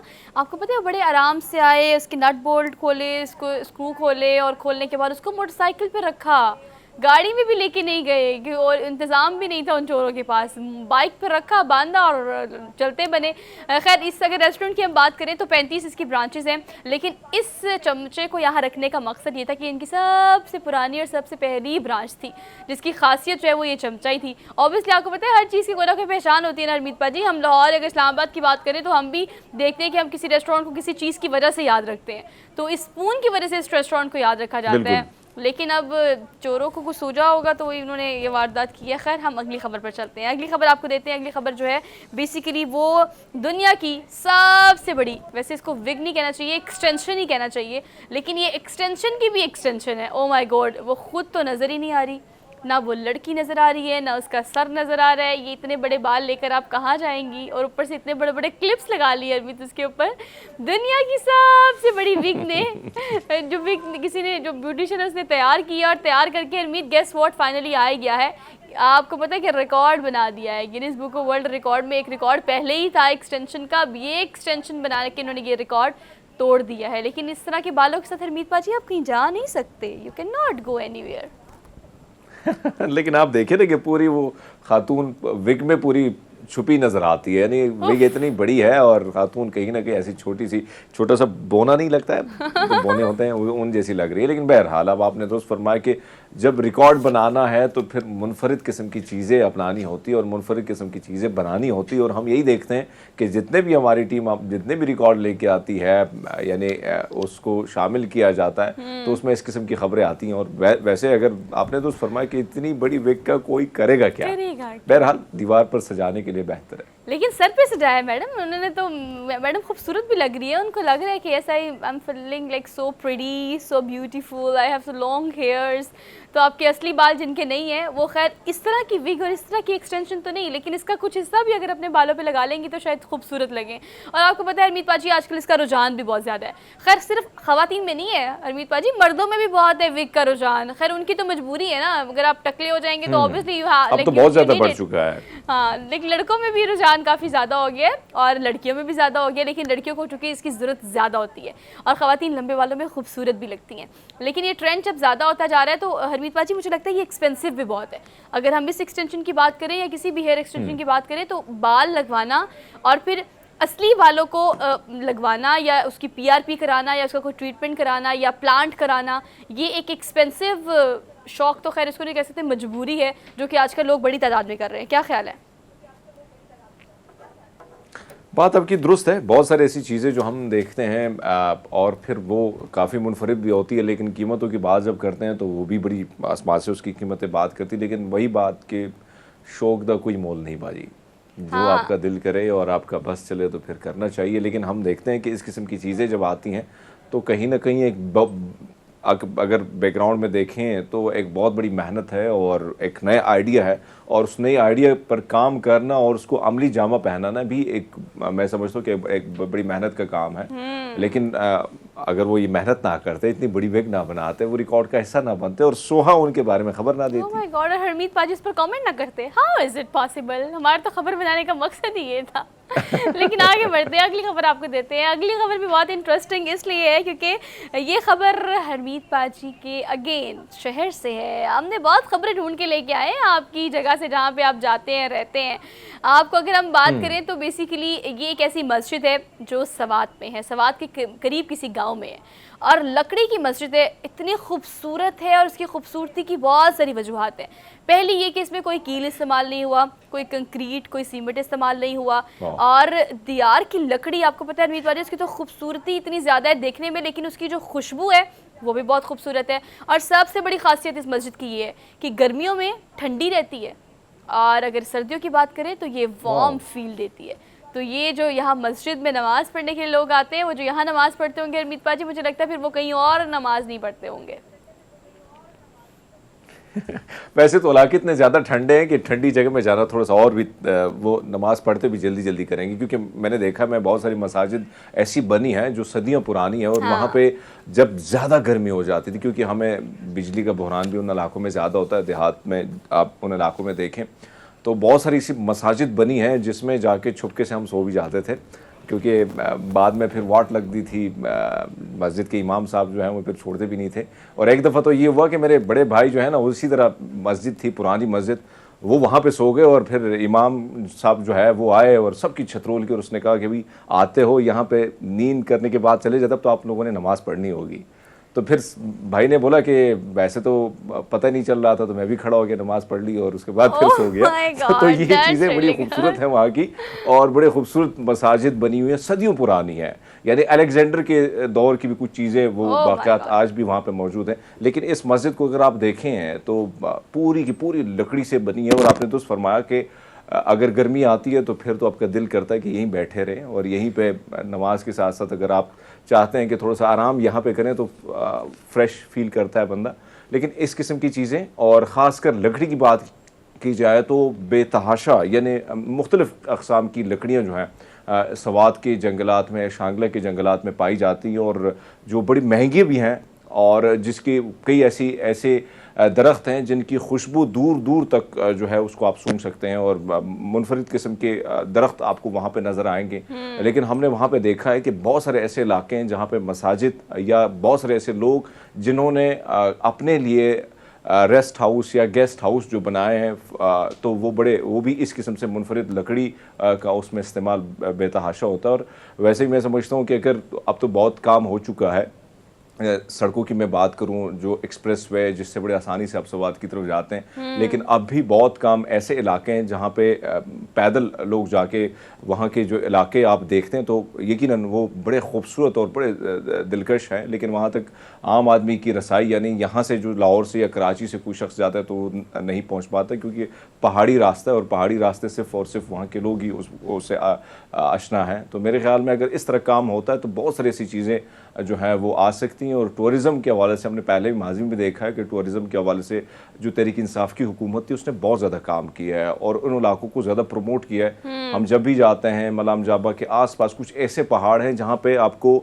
जंगलात के साथ साथ आपको वहाँ के जो प्लांट्स हैं, यानी मुख्तलिफ़ किस्म के प्लांट्स, जिस तरह हमने कनाडा के बारे में सुना है, बल्कि डॉक्यूमेंट्रीज आपने भी देखी होंगी कि वहाँ पे मुख्तलिफ़ किस्म के जंगलात जो हैं, कुछ दरख्त जो हैं वो उनके रंग भी वो बदलते रहते हैं। तो इसी तरह यहाँ पे कुछ ऐसी घास भी मुख्तलिफ स्वाद के ऐसी पहाड़ों पे मिलती है जिसकी जो मुख्तलिफ रंगों में बटी हुई है। तो ये चीज़ें बड़ी मुनफरिद हैं, लेकिन उससे बहुत सारे लोग जो हैं उनको नहीं मालूम, नहीं आइडिया। लेकिन ये बड़ा खूबसूरत है मेरे ख्याल में। ये मस्जिद को अगर आप देखें तो बड़ी मुनफरिद अंदाज में इसको बनाया, और लकड़ी का काम इंतहाई मुश्किल काम है। लेकिन वहाँ के जो लोकल जितने भी तरखान होते हैं वो जिस तरह काम करते हैं, वुड का काम जानते हैं बड़े बेहतर तरीके से, और यही वजह है कि वहाँ पे बहुत सारी चीज़ें बड़ी मुनफरिद अंदाज में आपको वहाँ पे मिलती हैं और वहाँ का काम भी बड़ा मुनफरिद तरीके से किया जाता है और बड़ी मेहनत उसमें की जाती है। और आपको पता है हरमीत पाजी, अगर हम स्पेसिफिकली सवात की बात करें तो ये आपको पता है कि टेररिज्म से टूरिज़्म का सफ़र जो सफ़ात ने तय किया है उसकी कोई मिसाल नहीं मिलती। मतलब अगर हम देखें तो जिस ज़माने में वहाँ पर दहशतगर्दी अपने अरूज पे थी, उसके बाद जिस तरह से वहाँ की मुख्तलिफ और अच्छी चीज़ों को पोर्ट्रे किया है, उसमें बहुत बड़ा किरदार जो है वो सियाहत का भी है। मतलब जो सयाह वहाँ जाते हैं, वहाँ के माहौल को, वहाँ के लोगों को, वहाँ के जितनी भी आसार क़दीमा हैं, जितनी भी इस तरह की तारीख़ी इमारात हैं, जितने भी वहाँ पर ख़ूबसूरती है, उसको अच्छी तरीके से एड्रेस करना, उसके साथ जस्टिस करना, उसको कैप्चर करना। मतलब मैं बहुत सारे टूरिस्ट को देखती हूँ जो कि सवात की ऐसी ऐसी चीज़ों को निकाल कर लेकर आते हैं जो कि अभी तक अनटच है, जो बहुत खूबसूरत लगती हैं। मगर अगर हम इस मस्जिद की बात करें तो आप देखिए इतनी खूबसूरती से, बारीकी से नक्शो निगारी की गई है, ना सिर्फ दीवारों पर बल्कि छत पे भी। और उसमें एडिशन हो जाता है जब एक खूबसूरत सी लाइट पड़ती है। तो अगर हम इस मेंबर की बात करें तो इसको कितनी खूबसूरती से बनाया गया है। ये लाइट जो है वो इस मीनाकारी को, उस बारीकी को, उस नक्शो निगारी को मज़ीद हाईलाइट कर रही है। और ऐसे मस्जिद वैसे छोटी है लेकिन इस छोटे से पीस को एक आर्ट पीस बनाया है। तो ये आर्ट पीस बड़ा खूबसूरत है जो कि आपके शहर में है। तो मैं तो सवात जाऊंगी तो ज़रूर विज़िट करूंगी और फिर मैं भी कुछ अच्छी सी पिक्चर्स और वीडियोस बना के लाऊंगी। नाल शेयर विद यू गाइस। आगे बढ़ते हैं प्रोग्राम में, हम अगली खबर पर चलते हैं। अगली खबर जो है वो ज़्यादती है समोसे के साथ। अब आप सोचें, समोसे के साथ नहीं, बिरयानी के साथ भी ज़्यादती है। मतलब आपको ये फुटेज देखकर फ़ौरन अंदाज़ा हो गया होगा कि मैंने आपको क्या खबर देनी है। एक तो समोसा, जब हसीन मौसम हो लाहौर का और मौसम में आपसे आगे समोसा आ जाए तो आप उसको रेजिस्ट ही नहीं कर सकते। खैर समोसे की एक अपनी आपका एक इंडिविजुअल पर्सनालिटी है, उसका एक अपना टेस्ट है, उसकी एक अपनी शख्सियत है। आप क्यों उसको तबाह कर रहे हैं उसके अंदर बिरयानी डाल के? अब बिरयानी का एक अपना टेस्ट है, उसकी एक अपनी क्लास है। अब बिरयानी और ये जो समोसे का इम्तजाज करके ये बिरयानी समोसा लॉन्च किया, उसके बाद जो सोशल मीडिया पे लोगों ने ट्रोलिंग की है, जिसने भी ये किया उसने इतनी बड़ी ज्यादती की है ना, अपने साथ भी और समोसे और बिरयानी के साथ भी। क्योंकि हरमीत पाजी ये दोनों चीज़ें आपस में मिक्स हो ही नहीं सकती, ये आसमान और ज़मीन टाइप फील है। खैर आप खा भी सकते हैं, बिल्कुल। मतलब बिरयानी को एक अलग ही आप तरीके से खाते हैं, उसका एक अलग ही टेस्ट है। लोग जो शौक अच्छा, वैसे आपको याद है इससे पहले हमने एक और खबर शामिल की थी और वो भी हिंदुस्तान से थी। उसमें क्या था कि भैया जो ख़वातीन ज़्यादा खाती हैं और ज़्यादा दिल्लादा होती हैं, जिसको पानी पूरी कहा जाता है, और पाकिस्तान में भी अब नाम मेरे जहन में नहीं आ रहा है, लेकिन वो जो है उसमें भी हमने देखा कि आइसक्रीम का तड़का लगा दिया था भाई। लेकिन यहाँ पे समोसे को आप देखें तो समोसा आपने तो फरमाया कि भाई कीमे के हो सकते हैं, सब्जियों के हो सकते हैं, आलू का हो सकता है, लेकिन बिरयानी दी जाती है। वैसे बिरयानी की भी इंसल्ट है और कहीं ना कहीं समोसे की भी है। लेकिन आपने दुरुस्त फरमाया कि समोसा हो, और फिर जिस तरह आजकल का मौसम है, यहाँ का बड़ा खूबसूरत मौसम है और शाम के वक्त, लेकिन आजकल तो खैर अफ्तारी के टाइम समोसे का रुझान बड़ा ज़्यादा होता है और लोग अफ्तारी के वक्त बैठते हैं फैमिली के हमरा, और समोसे और पकोड़े जो हैं इस पर पहला अटैक मेरे ख्याल में इसी पर ही होता है, पहला अटैक जो है। और आपको पता है अच्छा मौसम हो ना, तो अच्छे मौसम में आपको कुछ भी याद नहीं आता, सबसे पहले ये याद आता है आओ समोसे खाते हैं। बिकॉज अच्छे और हल्की हल्की बारिश में, हल्की हल्की ठंडे मौसम में जो समोसे खाने का मज़ा आता है, बिरयानी। अच्छा मतलब, वैसे हमारे यहाँ ना बंगाली के समोसे बड़े मज़े के हैं। वैसे उसने तो फ्री में मुझे नहीं दी है, लेकिन मैं एडवर्टाइजमेंट कर लेता, तो बड़े मज़े के बने होते हैं। कभी आप इस्लामाबाद आई तो यहाँ पे ऑफिस में जब भी बारिश होती है तो हमारे ब्यूरो चीफ साहब ना, उनका एक ही ऑर्डर होता है कि समोसे मंगवाएं, समोसे। तो भाई समोसे बड़े कमाल के होते हैं, उसके साथ जो इमली की चटनी मिलती है, फिर वो पुदीने के साथ साथ एक और चटनी मिलती है, वो बड़ी अंदाजा कर ले अजीत लोगों का रोजा है, सुबह सुबह गुड मॉर्निंग तो वैसे ही बंदा चबा लेता है। अच्छा, जितना आपने उसको फेंटेसाइज कर दिया है ना, जितना आपने उसको एक्सप्लेन कर दिया है, थोड़ा ख्याल करें, लोगों का रोज़ा है, रोज़ेदारों हमने उनका ख्याल भी करना है। लेकिन आपने अच्छा एक्सप्लेन किया, अफ्तारी के बाद खा ले सकते हैं। अच्छा एक्सप्लेन किया आपने, मुझे तो कन्विंस कर दिया इस बात पे कि मैं जब भी इस्लामाबाद आऊँ तो आपको फ़ोन खड़का दूँ फ़ौरन से, हरमीत पाजी मैंने वो समोसे खाने जिसका आप जिक्र कर रहे थे, इतना मिलीशियस सा ऑन सा, में वो खिला दे। खैर ये जो है ना, इसके बारे में एक आखिरी कॉमेंट जो कि सोशल मीडिया पर ट्रोलिंग पे आ रहा था, उन्होंने कहा उलमाए दीन से कि इसके खिलाफ फतवा जारी किया जाए। ये नहीं हो सकता, ये मुमकिन नहीं है कि आप समोसा बिरयानी को लॉन्च करें। तो खैर ये ना on the lighter note, so we are done with our daily dose. मेरे ख्याल में हाँ, we are done with our daily dose for today. आप लेनी है एक क्विक ब्रेक, वापस आते हैं। Keep watching good morning public. Welcome back after the break. So we are in the second hour of the show और आज programme में जो मैंने शुरू में जिक्र किया था उसी के बारे में बात करेंगे। मैंने आपसे पहले कहा था कि तस्वीरें खींचनी चाहिए, वो इसलिए क्योंकि आईने जो हैं वो आपको यादें कभी नहीं दिखाते, तो तस्वीरें खींचनी चाहिए। और आजकल अगर तस्वीरें खींचने की बात करें तो मुझे शायद किसी को कहने की जरूरत नहीं है, हर बंदे के हाथ में camera, because we are living in 21st century, the era of technology and we have everything on a single click. और ये क्लिक जो है आजकल वो फोटोग्राफी आप कैमरे से करें या मोबाइल के कैमरे से करें, ये क्लिक बहुत ज़रूरी हो गया। आप देखें हर जगह, वैसे तो कहा जाता है इसको पॉजिटिव पर्सपेक्टिव में भी और नेगेटिव पर्सपेक्टिव में भी, कि आप कहीं भी जाए, कोई अगर मुश्किल में भी है तो सब लोग फ़ोन निकाल के बैठे होते हैं, ओ माय गॉड तस्वीर खींच लो, वीडियो बना लो। खुशी का मौका हो तो फिर तो डेफिनेटली आप पे लाजिम व मलजूम हो जाता है कि आपने अच्छी फोटोग्राफी करनी है। लेकिन अब ये किसी और लेवल पे काम चला गया। मतलब अगर आप शादी के बजट्स की बात करें तो लहंगे का इतना बजट नहीं होता, खाने का इतना बजट नहीं होता जितना आजकल बजट सिर्फ फोटोग्राफी और वीडियोग्राफी का रखा जाता है। तो खैर ये एक्सपेंसिव भी होता जा रहा है, लेकिन it's all about art and skill. तो ये काम जितना एक्सपैंड किया है पिछले 10 सालों में, जितनी अगर हम तरक्की की बात करें तो ये फोटोग्राफी फील्ड में आई है, विजुअलाइजेशन में आई है, डिजिटलाइजेशन में आई है, शायद किसी और फील्ड में नहीं आई, लेकिन अब लोग भी बड़ी तादाद में इस काम को कर रहे हैं और अच्छा अर्न भी कर रहे हैं। तो इस हवाले से कुछ स्किल्स आपको सिखाएंगे थोड़ी सी, और एक फोटोग्राफर हमारे साथ स्टूडियोज में मौजूद है, उनसे आपकी मुलाकात भी कराते हैं। हमारे साथ मौजूद है मोहम्मद हमजा खान, फोटोग्राफर है बाय प्रोफेशन। इनको आज के प्रोग्राम में खुशामदीद कहते हैं। अस्सलाम वालेकुम हमजा, कैसे हैं आप? अल्लाह का शुक्र, आप सुनाएं ठीक ठाक हैं? Thank you so much for being here, good to see you. Hamza वैसे बातें तो बहुत सारी करने वाली, लेकिन शुरू यहाँ से करते हैं कि हमने देखा ये है कि अब कैमरा और फ़ोन आप समझे कि एक ही जैसे हैं। वो इसलिए, अब आपने मुझे डिफरेंस बताना है, वो एक जैसे इसलिए क्योंकि एक्सपेंस ऑलमोस्ट एक जैसा हो गया, बिकॉज इतने महंगे फ़ोन भी मार्केट में मौजूद हैं और इतने महंगे कैमरास भी मौजूद हैं। फ़र्क क्या है अगर हम फ़ोटो फ़ोन से खींचते हैं और अगर हम कैमरे से खींचते हैं? देखिए, मैं एक प्रोफेशनलिज्म हूँ, ठीक है। अगर मेरी जो एक आई लेवल है ना, तो वो एक कैमरे के साथ ज़्यादा रहेगी। अगर एक आम पर्सन है वो कहेगा कि मैंने फ़ोन से खींचनी है, तो वो अपने आप को फोटोग्राफर नहीं कहेगा। अच्छा। लेकिन वो पिक्चर जो उसकी एक आई है, जो मेरी आई देख सकती है, वो उसकी आई नहीं देख सकती। अच्छा, ऑन वेन्यू में जब हम लोग इवेंट्स पे जाते हैं, हमें एक बैकग्राउंड मिलता है, तो हमने एक स्टोरी लाइन अपने बोर्ड अपने दिमाग में बना लेना है। मतलब इसमें हमें लैपटॉप की जरूरत नहीं है, स्टोरी बोर्ड यहाँ बनेगा। अच्छा। एक आर्टिस्ट का काम ही है कि वो ऑन लोकेशन जाके लोकेशन देखे या पहले से प्री प्लान उसको कर ले और वो एक पूरा स्टोरी लाइन बनाए और जाके अपनी पिक्चर्स क्लिक कर ले। और जो आम गेस्ट होते हैं या जो डिफरेंट पीपल्स होते हैं, वो जाते हैं लोकेशंस पे जाते हैं, तो उन्होंने किसी भी बैकग्राउंड पे अच्छी लगी, चले यहाँ पे 2-3 खींच ली, यहाँ पे भी 2-3 खींच ली, चले यहाँ पे भी 2-3 खींच ली। ऑप्शन वाला सीन ज्यादा होता है ना कि चलो ये नहीं तो ये कर लिया, ये नहीं तो ये कर लिया। अब मुझे बताओ क्वालिटी का फर्क कितना पड़ता है? क्वालिटी का फर्क तो है, ठीक है। एक DSLR कैमरा या सोनी का कैमरा और एक फ़ोन का कैमरा, उसकी क्वालिटी में दोनों का डिफरेंट है। अच्छा। ठीक है। अगर आप पिक्चर्स प्रिंटिंग की तरफ जाएं और उसकी फ़ोन की प्रिंटिंग, अब 20-30 का साइज़ हम फ़ोन की पिक्चर से लगा के नहीं एल्बम में लगा सकते। अच्छा। और कैमरे का पिक्चर क्लिक करेंगे तो उसका 20-30 का साइज़ लग जाएगा। ये भी डिफरेंट काफ़ी आता है और कलर ग्रेडिंग में भी आता है। अच्छा देखिए, क्वालिटी पिक्चर्स तो चले, DSLR का तो कोई मुकाबला नहीं, चाहे वो किसी भी ब्रांड का, हम ब्रांड का खैर ऐसे नेम नहीं लेते, लेकिन ये जो इतने महंगे फ़ोन है ना, क्लेम तो ये भी बहुत कुछ करते हैं कि या इनसे फोटोग्राफी बड़ी अच्छी हो सकती है, वीडियोग्राफी बड़ी अच्छी हो सकती है, और आजकल सोशल मीडिया ट्रेंड्स जो है उनके बारे में बात करना भी ज़रूरी है। रील्स का बड़ा ट्रेंड है, तो क्या शादी ब्याह पे भी ये ट्रेंड उस तरह से है या आम सोशल लाइफ में आप इसको ज़्यादा प्रेफर करते हैं? नहीं, शादी ब्याह पे रील्स बहुत ज़्यादा होती हैं, ठीक है। कुछ हमारे पास गेस्ट आते हैं, वो हमारी रील्स बना दे, लेकिन उन्होंने हमें अपना फ़ोन नहीं देना, उन्होंने कहा कैमरा से बना दे। अगर आपके भी घर पे कोई इवेंट होगा, आपके भी गेस्ट आएंगे, आपने फ़ोन से तो पिक्चर खिंचा दी, लेकिन आपको किसी ने कहना फोटोग्राफर की तरह है, उसको बुलाओ, उसकी डिमांड होती है। और एक फोटोग्राफर पूरा इवेंट चलाता भी है, ओवरऑल सारा स्टार्टिंग से लेके एंड तक। और उसकी बात मानते भी, इतना तो दुल्हन दूल्हा की बात नहीं मानते, इतना फोटोग्राफर की बात मानते हैं। खैर हरमीत पाजी हमारे साथ मौजूद है इस्लामाबाद से। हरमीत पाजी, ये लोग जो है ना, ये ड्राइव कर लेते हैं आराम से, मतलब जो इन्होंने कहना है ना, वो मामा हो, भाजी हो, बहन हो, वो बात आपकी दुरुस्त है कि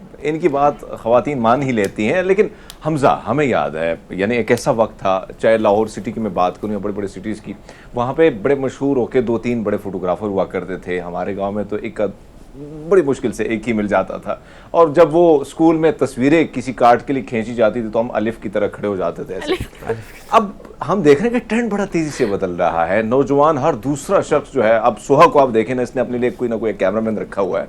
तो आपको लगता है कि क्या जैसे टेक्नोलॉजी या हम सोशल मीडिया या इस किस्म की चीज़ें जैसे तेज़ी से बदल रही हैं, तो क्या अब वो शौक भी बहुत तेज़ी से आ रहा है और नौजवान खासकर हम देखते हैं कि हर दूसरे शख्स के हाथ में कोई कैमरा होता है, चाहे यूनिवर्सिटी में या कॉलेज में हो, उसने कहा तस्वीर तो खींचनी है।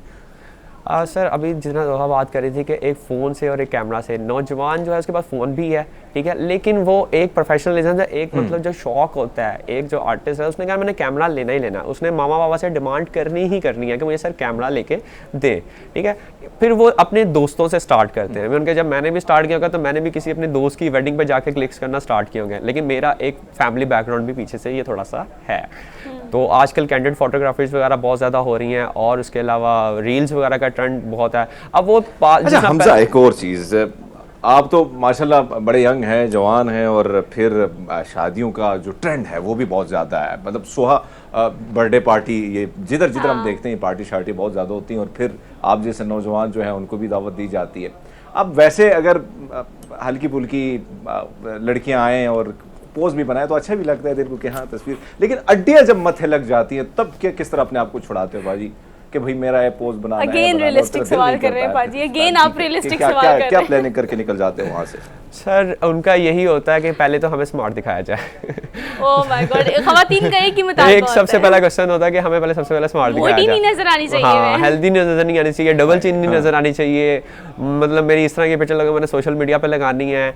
और फिर हम लोग सर उन्हें बड़े गाइडेंस होती है ना, मतलब एक सर ऐसे खड़े हो, ऐसे खड़े हो, आपका बेस्ट, मतलब मैं भी अगर जाऊँ तो मैं सबसे पहले फर्स्ट क्वेश्चन मेरा ये होता है कि आपकी प्रोफाइल साइड कौन सी है। खींच के भी खड़ी होती हैं बहुत सारी, लड़के भी तोंद खींच के खड़े होते हैं, खैर ऐसी बात नहीं है, सांस खींच के तोंद अंदर करनी पड़ती है, लड़कों को भी पेट अंदर करना पड़ता है। लेकिन आजकल हरमीत पाजी एक ट्रेंड और भी बहुत ज्यादा जो कि आपको देखने में मिलता होगा। पहले शादी ब्याह पे इवेंट्स पे जब शूट होता था हमजा, तो वो इवेंट पे ही होता था, वेन्यू पे होता था। अब तो शादी है ना, तो शादी जब प्लान होती है ना, तो सारा दिन में ये भी प्लान होता है कि शादी इस टाइम है और शूट इस टाइम है, shoot is something else and शादी समथिंग एल्स नाउ। तो ये जो आउटडोर शूट का एक रुझान है, ये कब से है, आप इसे किस तरह से करते हैं, वहाँ जब आउटडोर शूट होता है क्या क्या चैलेंजेस होते हैं, और ये कितना ज़्यादा ज़रूरी हो गया किसी शादी में कि आउटडोर परफेक्ट लोकेशन पे शूट करें? हमारे पास जितने भी क्लाइंट्स आते हैं ना, तो अब मैं कहता हूँ 75% क्लाइंट्स यही कहते हैं कि हमने आउटडोर शूट करवाना है। ठीक है, हम लोग इवेंट पे कंफर्टेबल नहीं है, ठीक है, लोग देख रहे हैं, वहाँ पे पोजेस वगैरह नहीं कर सके। आउटडोर हम जब लेके जाते हैं तो हमारे लिए काफ़ी चैलेंजेस भी आते हैं। सबसे पहले ब्राइड्स का इतना बड़ा लहंगा, हैवी लहंगा, इतनी ज्वेलरी, मेकअप, तो वो एक ड्रेस कैरी करके वेन्यू मतलब लोकेशंस पे जाना, वहाँ पे शूट करवाना। फिर कुछ होता है कि पब्लिक प्लेस होती हैं, जैसे कायदे से रेडी हो गई, शाही किला हो गया, मतलब गवर्नर हाउस, मतलब इस तरह के लोग होते हैं, वो देख रहे हैं। कुछ लोग वीडियो, हम लोग पूरा उसे मना भी करते हैं क्लाइंट्स को, लेकिन हम क्लाइंट्स को ये कहते हैं कि आप दोनों हैं और यहाँ पे कोई भी नहीं है, कोई भी नहीं है और कैमरा है, मतलब आप दोनों हैं, हम लोग क्लिक्स कर रहे हैं रैंडम, मतलब पोजेस वगैरह भी कराते हैं, लेकिन जितनी कैंडिडेट हम लोग वही करते हैं। अच्छा हमसे एक और बात, हरमीत पाजी आप भी देखिए ना, पहले शादी पे जो शूट होता था ना, वो होता था for the sake of memory, कि 4 बंदे साथ खड़े हो गए, अम्मा अब्बा यहाँ पे, बहनें सारी, एक फोटो शूट हो गया और फैमिली फोटो आ गई, और या हस्बैंड वाइफ की भी आ गई, या दुल्हन दुल्हा की आ गई। अब आपको पता है हम उसको इतना ग्लैमराइज कर देते हैं कि हमें होता है कि एक ऐसी आर्टिस्टिक सी वीडियो बने जिसमें जो किसी मूवी के गाने से कम ना हो। अब ऐसा है ये ट्रेंड कब से चेंज हुआ है? और आपको पता है अब मुझे लगता है कि मतलब obviously I am not like, मैं कोई कंट्रोवर्शियल नहीं करना चाह रही इस टॉपिक को, या मैं ये नहीं कहना चाह रही ऐसे नहीं करना चाहिए, ऑब्वियसली मेरा भी प्लान है कि मैं भी इस तरह से करूं, लेकिन आपको लगता नहीं है कि ये बहुत ज़्यादा वो हो गया है कि हम एक फिल्मी सीन कर रहे होते हैं और आप एक डायरेक्टर हैं और प्रोड्यूसर, और इस तरह से बेसिकली कुछ ब्राइड्स की ख्वाहिश होती है, जब हमारे पास कस्टमर्स क्लाइंट्स वगैरह आते हैं तो वो कहते हैं हमने इस तरह की, हमें वेन्यू लोकेशन हमने डिसाइड किया, लेकिन हमें जिस तरह काफ़ी पिक्चर्स हैं जो आपने देखी होंगी, पीछे स्टोरी लाइन लोकेशंस वगैरह होती हैं, मतलब उन्होंने कह रहे हैं हमें एक सॉन्ग भी बता देते हैं कि हमने इस पे बनानी है, या हम क्लाइंट्स को कुछ पहले से प्लानिंग करके उन्हें बता देते हैं कि ये सॉन्ग है, हमने इस पे उनका एक माइंडसेट बना देते हैं कि ये पोजेस वगैरह हमने करवाने हैं। उसके हम लोग उनके साथ एक स्क्रीन, या कहते हैं कि कुछ पिक्चर्स हम लोग उनको एक डिज़ाइन करके पेज बना के उनको इनबॉक्स कर देते हैं। अब कुछ क्लाइंट्स हमारे पास होते हैं कि सर हमने ये पोजेस वगैरह नहीं करने, ठीक है, डायरेक्ट फेस टू फेस, मतलब अब हमें भी बुरा लग रहा होता है कि हमें एक आंसर कह रहे हैं कि हमने ये नहीं करना, हमने कैंडिडेट्स करनी है, लेकिन आजकल कैंडिडेट्स का बहुत दौर है। अच्छा आजकल एक और चीज़ हमजा ये भी है कि पहले फोटोग्राफर्स बताते थे कि जी ये ऐसे ऐसे ऐसे करना है, अब जो फोटोशूट करवाने वाले हैं ना, मतलब if I am talking about the couple, तो कपल बता रहा होता है ये एंगल होना चाहिए, ये शॉट होना चाहिए। अब आप मुझे बताएं कि क्या होता है, आप बात मानते हैं या उनकी बात मनवानी होती है? जैसी बात है कि हम लोग जब तक हम लोग सेटिस्फाइड नहीं होंगे तो तब तक हम लोग तो खींचते रहेंगे, ठीक है। अब क्लाइंट की भी माननी पड़ती है, उनका लुक देखनी पड़ती है, प्रोफाइल साइड देखनी पड़ती है। अक्सर हमसे ज़्यादा तो कपल हो रहा, नहीं मैंने इस साइड पे खड़ा होना, नहीं मैंने इस साइड पे खड़ा होना, ग्रूम अपना कह रहा था ब्राइड, उसमें टाइम ही निकल जाता है। लेकिन हम लोग ये होता है कि हम लोग हमने बेस्ट देना। लास्ट में क्वेश्चन तो आपने मेरे से पूछना है कि हमजा मेरी पिक्चर्स अच्छी क्यों नहीं आई। अब मैं उसको ये तो नहीं कहूँगा ना कि आपने मेरी बात नहीं मानी, तो वो फिर हमें अपनी मनवानी पड़ती है। अच्छा एक और चीज़, अब देखिए हरमीत पाजी, जब किसी चीज़ का ट्रेंड चलता है ना, वो सोशल मीडिया को हो, जैसे टिकटॉक का हुआ या किसी कारोबार का, जैसे ऑनलाइन बिजनेस का बहुत ज़्यादा है, एक रुझान बढ़ता है तो सारे उस तरफ चले जाते हैं, हाँ, जो कि होता भी है, नेचुरल प्रोसेस होना भी चाहिए। अब जैसे हरमीत पाजी ने बात की, फोटोग्राफर हर दूसरा बंदा कम पैसों से एक कैमरा खरीदेगा, लेकिन वो फोटोग्राफर है। आजकल एक क्लास में, अगर मैं यूनिवर्सिटी की बात करूँ तो क्लास में कोई 10 फोटोग्राफर हैं जिनका प्लान है फ्यूचर में काम करने का, लेकिन मुझे लगता है कि it's a proper study now, एक आर्ट है। आप अगर मतलब ऑन स्क्रीन कुछ स्टेप्स देना चाहें कि आप अगर फोटोग्राफी कर रहे हैं तो किन किन चीज़ों को कीप इन माइंड रखना होता है, मतलब एंगल्स को, लाइट को, ISO और बहुत सारी ऐसी चीज़ें। कुछ ये चीज़ें होती हैं कि क्लाइंट्स, मतलब जो आजकल जो यंगस्टर्स आते हैं, सबसे पहले है कि वो अपने एक फ्रेंड से स्टार्ट करें, ठीक है, अपने घर से स्टार्ट करें, ठीक है, और फिर उसके बाद आस्ता आस्ता लाइट्स पे काम करें, ठीक है। अगर क्लाइंट्स मुझे कहता है कि मतलब उन्हें कहता है कि हमें लोकेशंस पे शूट करना है, तो उसे प्री प्लान पहले से ही करे, ठीक है। लोकेशन पे जाके ये ना हो कि उसे लाइट ना समझ आ रही हो, ISO समझ ना आ रहा हो कि उसने एंगल कौन सा लेना है, उसका ये समझ, प्लान से चले। अगर नया है, और मतलब जो यंगस्टर्स, यंग गर्ल्स भी आती हैं, तो उनके लिए एक प्लान बहुत ज़्यादा इंपॉर्टेंट चीज़ है कि उनके लिए, क्योंकि बाद में क्लाइंट डिसाइड करेगा और क्लाइंट ही फिर आगे जाके, मतलब क्लाइंट्स ने बताना ना फ्रेंड्स को। आप देखें एक इवेंट पे 100 गेस्ट होते हैं, ठीक है, अब उन्होंने खाना कहाँ से है, सब चीज़ें, उन्होंने एक सवाल कॉमन होगा, फोटोग्राफर किसको बुलाया। हाँ, और अच्छा किसको बुलाया, इससे एक और बात याद आती है, वो अच्छा, ये कि हमने एक चीज़ देखी है आजकल के नौजवानों में, या माजी में भी हम देखते हैं, एक तरफ तो हम देखते हैं कि आप जैसे नौजवान जो हैं वो भी इस किस्म का शौक़ रखते हैं, लेकिन ज़्यादा रुझान ये होता है कि चाहे वो शादी ब्याह पार्टियाँ या वैसे गैदरिंग में जाके पार्टिसिपेट करते हैं। बहुत सारे ऐसे नौजवान हम देखते हैं, या बहुत सारे ऐसे फोटोग्राफर जिनको कुदरत से ज़्यादा लगाव होता है कि भाई यहाँ इस दरिया की ऐसी पिक लेनी है, यहाँ से ऐसे करना है। तो आपको क्या लगता है सबसे ज़्यादा मुश्किल काम इन दोनों में से कौन सा है? सबसे मुश्किल काम है कि क्लाइंट को हम लोग पहले कहते हैं, लोकेशन बताते हैं, एक क्लाइंट का आने जाने का तो सबसे ज़्यादा होता ही है। अगर क्लाइंट पहुंच जाए तो उस पर लाइट का, डे लाइट की जो पिक्चर्स है वो नाइट में तो नहीं आ सकती, ठीक है। सबसे बड़ा लाइट बैलेंस, मतलब अगर मैं भी एक सब्जेक्ट, एक लोकेशन पे खड़ा हुआ हूँ और मेरे पास लाइट है, तो एक लाइट होती है जो बिल्कुल स्मूथली लाइटली सी होती है, वो एक टाइम थोड़ा सा 35 मिनट या 30 मिनट 30 मिनट का, 5 से मतलब सनसेट वाला टाइम, जो सनसेट होने से पहले वाला टाइम होता है, उसमें बेस्ट पिक्चर्स आती हैं। ओके। और कुछ एक चीज आपको याद होगा कि हम सुहा, आपने भी देखा है कि ट्रेंड बहुत तेजी से बदलते हैं। हमने 80s के ट्रेंड 90s में देखे, 90s के ट्रेंड अब दोबारा हम देख रहे हैं, चाहे वो कपड़ों के हवाले से हो या दीगर फैशंस के हवाले से, जीन्स के हवाले से हो। पाजी, आपसे जानना चाहेंगे, मैं यहाँ पे वॉक करता हूँ ट्रेल 5 की तरफ, बड़े मज़े के वहाँ पकोड़े भी मिलते हैं, लेकिन ट्रेल 5 की तरफ हम जाते हैं तो दिसंबर में और जनवरी में, चूँकि शादियों का सीज़न होता है नवंबर दिसंबर में, तो वहाँ पे क्रश होती है ख़वातीन की, और दूल्हा कुर्बानी के बकरे जो है तैयार किए जाते हैं। आपसे जानना चाहेंगे भाई, क्या ये ट्रेंड जो है ये बदल जाएगा वक्त के साथ साथ, आउटडोर, या जिस तरह माजी में होता था कि भाई तस्वीरें खींच ली और किस्सा ख़त्म, क्या उस तरफ वापसी जाएगा भाई? नहीं, ट्रेंड नहीं चेंज होगा सर, ये ऐसे ही रहेगा for the rest of the life. अच्छा, ये प्रेडिक्ट कर रहा है हमजा, लेकिन हमजा ये तो चले ऐसे रहेगा कि ये मतलब नहीं जाने वाला, बिकॉज तस्वीरें जो अब ये ग्रो ही करेगा, ये ऊपर ही जाएगा, ये बैकवर्ड वापस नहीं जा सकता। लेकिन आप मुझे ये बताएं कि अगर हम शूट्स की बात करें तो हम सब क्या होता है, bridal shower, pre wedding shoot, wedding shoot, wedding day, anniversary का शूट, अगर हम मतलब बेबी बॉर्न की बात करें, प्री बॉर्न भी होता है शूट, और न्यू बॉर्न भी शूट होता है, मतलब you name it, you name just the event. और आपको पहले सिर्फ शादी का शूट होता था, अब हर इवेंट का शूट होता है। किस का? मतलब आपने एक घर में एक बात पक्की करने का भी होता है ना, दिन उसका भी एक शूट, उसका भी शूट है। अच्छा, प्री वेडिंग शूट का क्या सीन होता है? प्री वेडिंग शूट का, शादी अभी नहीं हुई, लेकिन ये प्री वेडिंग शूट का जवाब क्या बनता है? देखिए, जिसमें तो लव मैरिज में काफ़ी जो लव मैरिज होती हैं, अरेंज भी होती हैं, उन्हें कुछ प्लान, मतलब उन्होंने प्लान किया होता है, तो वो प्री वेडिंग शूट्स भी पहले करवाते हैं, फिर पोस्ट भी करवाते हैं।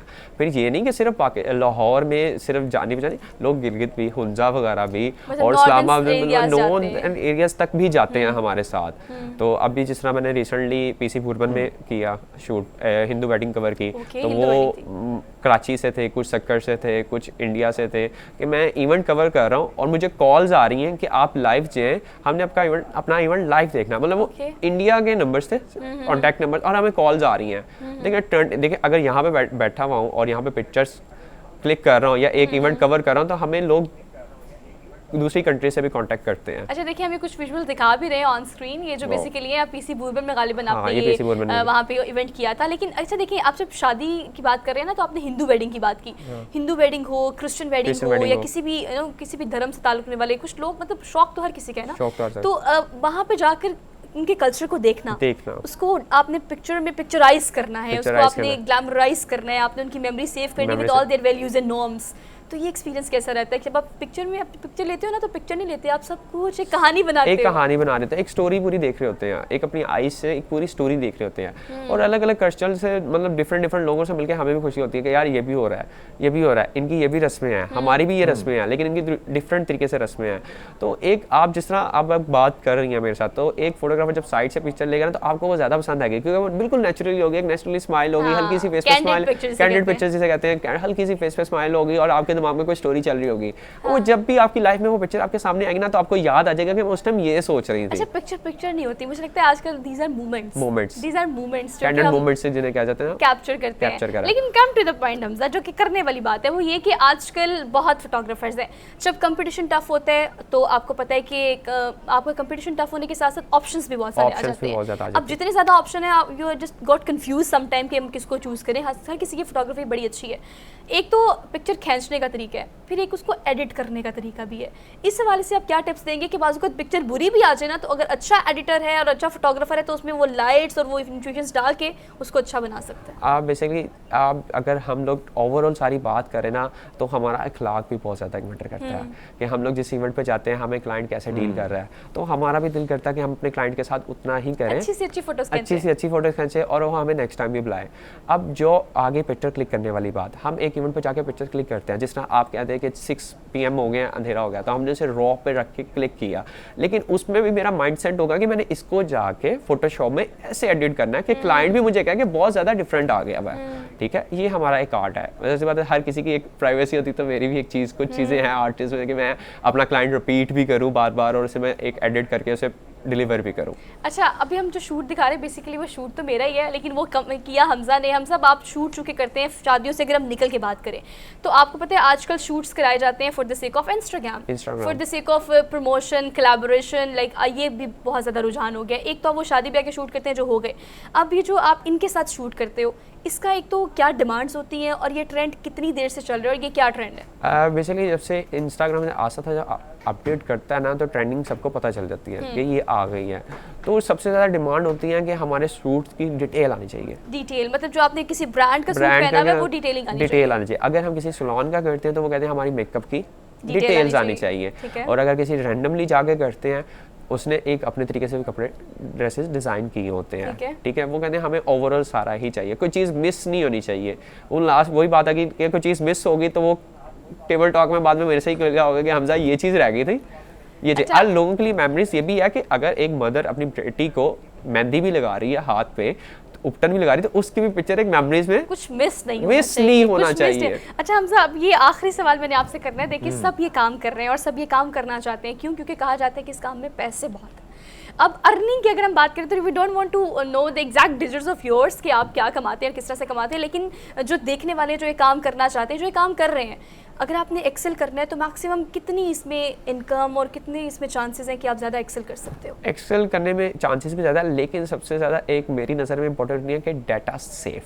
अगर मैं आपको कहूँ, हाँ, अगर मैं आपको कहूँ कि मेरे से आपका डाटा फॉर्मेट हो गया, तो आप एक दफ़ा मेरी बिल्कुल ब्लैंक, मतलब मुझे एक दफ़ा बिल्कुल काफ़ी ज़्यादा गुस्से में बहुत कुछ कहते हैं, वापस नहीं आ सकता, वो मेमोरीज वापस नहीं आ सकती। तो एक हमारे लिए सिर्फ कैमरा इंपॉर्टेंट नहीं है, हमारे लिए हार्ड ड्राइव, सिस्टम्स, हर चीज़ ही इंपॉर्टेंट है। तो इतनी सेविंग, अगर हम बात करूँ कि यंगस्टर्स की, तो जो यंगस्टर्स आता है उसके पास सेविंग्स नहीं होती। उसने एक कार्ड में क्लिक्स की पिक्चर्स, एक हार्ड ड्राइव बनाई हुई है। तो हमारे लिए, हम लोगों ने बैकअप्स के लिए भी 2-3 हार्ड ड्राइव्स रखी होती है। एक डाटा इवेंट करके आए, एक हार्ड ड्राइव में कॉपी किया, फिर उसका भी बैकअप बनाया, फिर उसका भी बैकअप बनाया। कितने अर्से तक स्ट्रगल करनी पड़ी और कितने अर्से बाद आपको लगता है कि यस अब मुझे लगता है कि मैं सही कमा रहा हूँ? देखिए, मैं ये सीखने सिखाने वाला काम है। पहली बात, अगर हमें कोई जूनियर भी आके सिखाता है तो हम सीखते हैं, ठीक है। मुझे इस फील्ड में मेरा 15 से 16 साल हो गए हुए हैं। अच्छा, अंदाजा कर ले पाजी, फिर उन्होंने कब से काम शुरू किया होगा, तस्वीरें कब से खींचना शुरू की कि अभी 15 साल हो गए हैं और मैं इस स्टेज पे आके अब खड़ा हो गया हूँ।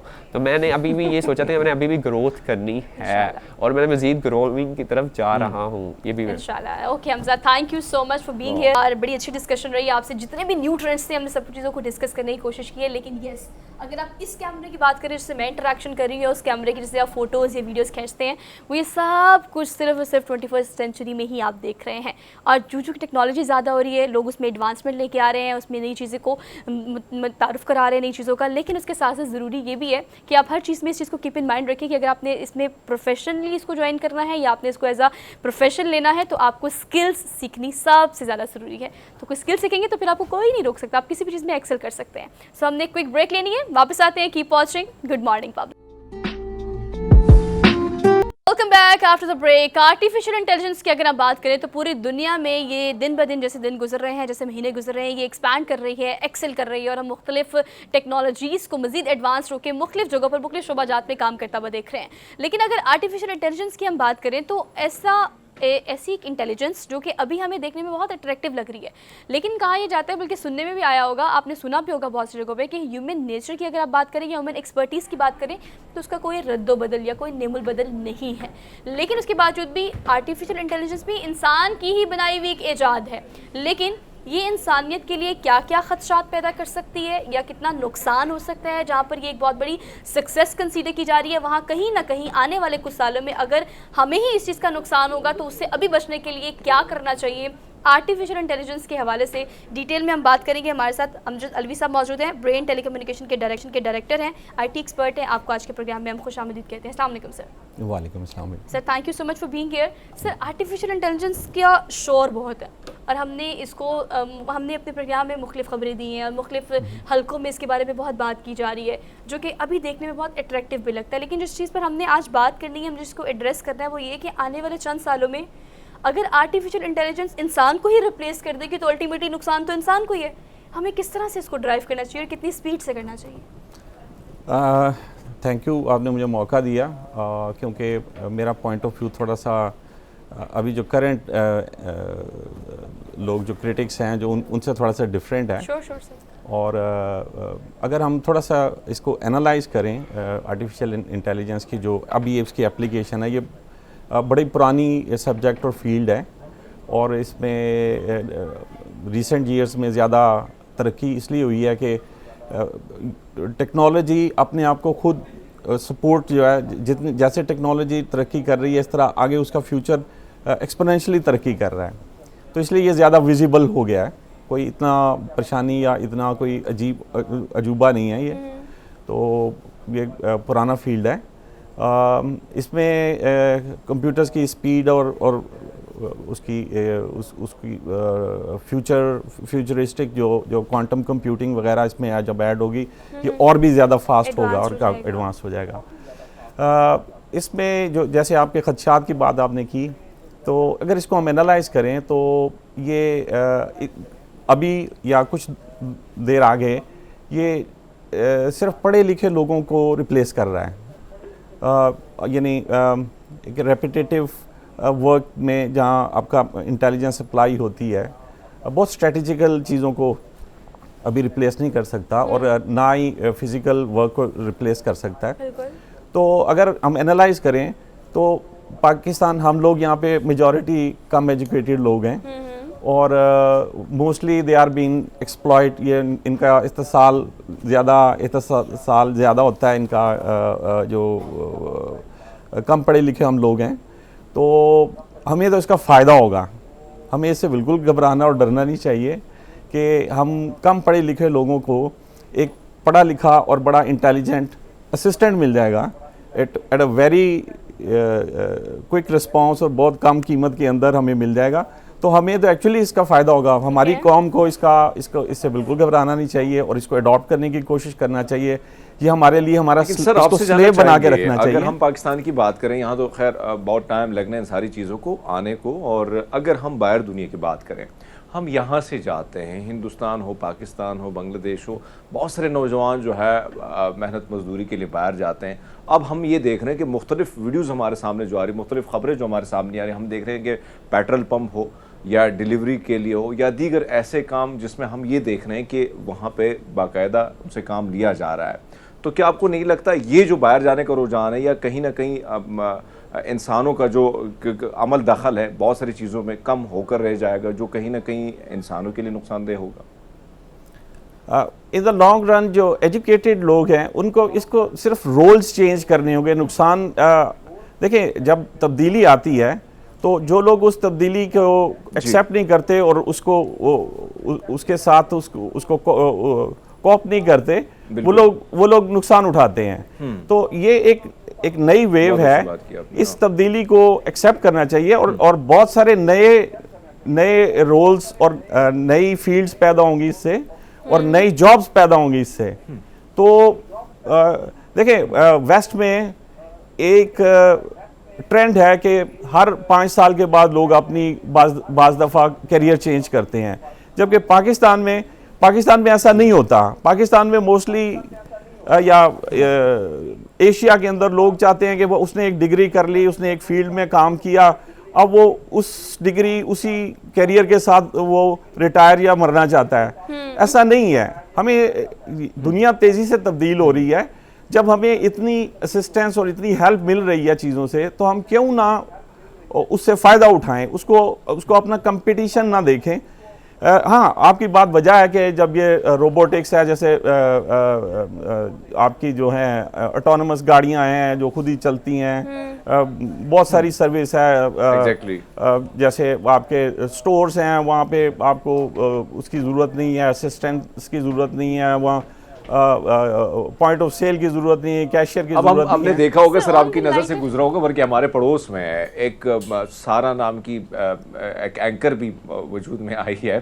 तो हम कहीं ना कहीं, चाहे सोहा है या मैं हूँ या दीगर हमारे जैसे लोग जो टेलीविज़न की स्क्रीन पर बैठते हैं, तो हमें भी कहीं ना कहीं खतरा लाक हो जाता है कि भाई अब मामला यहाँ तक पहुँच चुका है, यानी पड़ोस में पहुँच चुका है, तो यहाँ पर भी आ सकता है। लेकिन बहरहाल आपने दुरुस्त फरमाया कि इससे हमें सीखना चाहिए और हमें उस मैदान में आगे बढ़ना चाहिए, क्योंकि बहुत सारी ऐसी चीजें आपसे जानना चाहेंगे सर कि क्या क्या चीजें हैं जिससे इससे फायदा भी उठाया जा सकते हैं। नुकसान तो दूर की अलग बात है, लेकिन आपने दुरुस्त फरमाया कि दुनिया जिस तरह तरक्की कर रही, तरक्की की राह पर गामजन है, तो हमें भी उनसे सीखना चाहिए, ना कि उन पर तनकीद करनी चाहिए।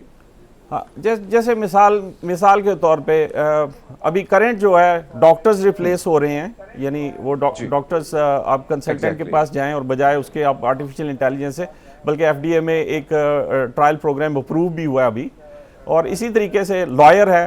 अब यहाँ पे लॉ जो है जो आपको बहुत महंगा पड़ता है, तो उसमें यह कि एक सेट रूल है या बहुत लंबी क्यूज़ हैं उसकी। पाकिस्तान के पॉइंट ऑफ व्यू से मैं बात कर रहा हूँ, लंबी क्यूज़ हैं आपके उसमें कोर्ट्स के अंदर केसेस की, उनको यानी जजमेंट आसानी से की जा सकती है। वो रेफरेंसेस एक इंसान की निस्बत बहुत ज़्यादा तेज़ी से रेफरेंसेस में डिग करके आपको वो बता सकता है और जस्टिस कर सकता है।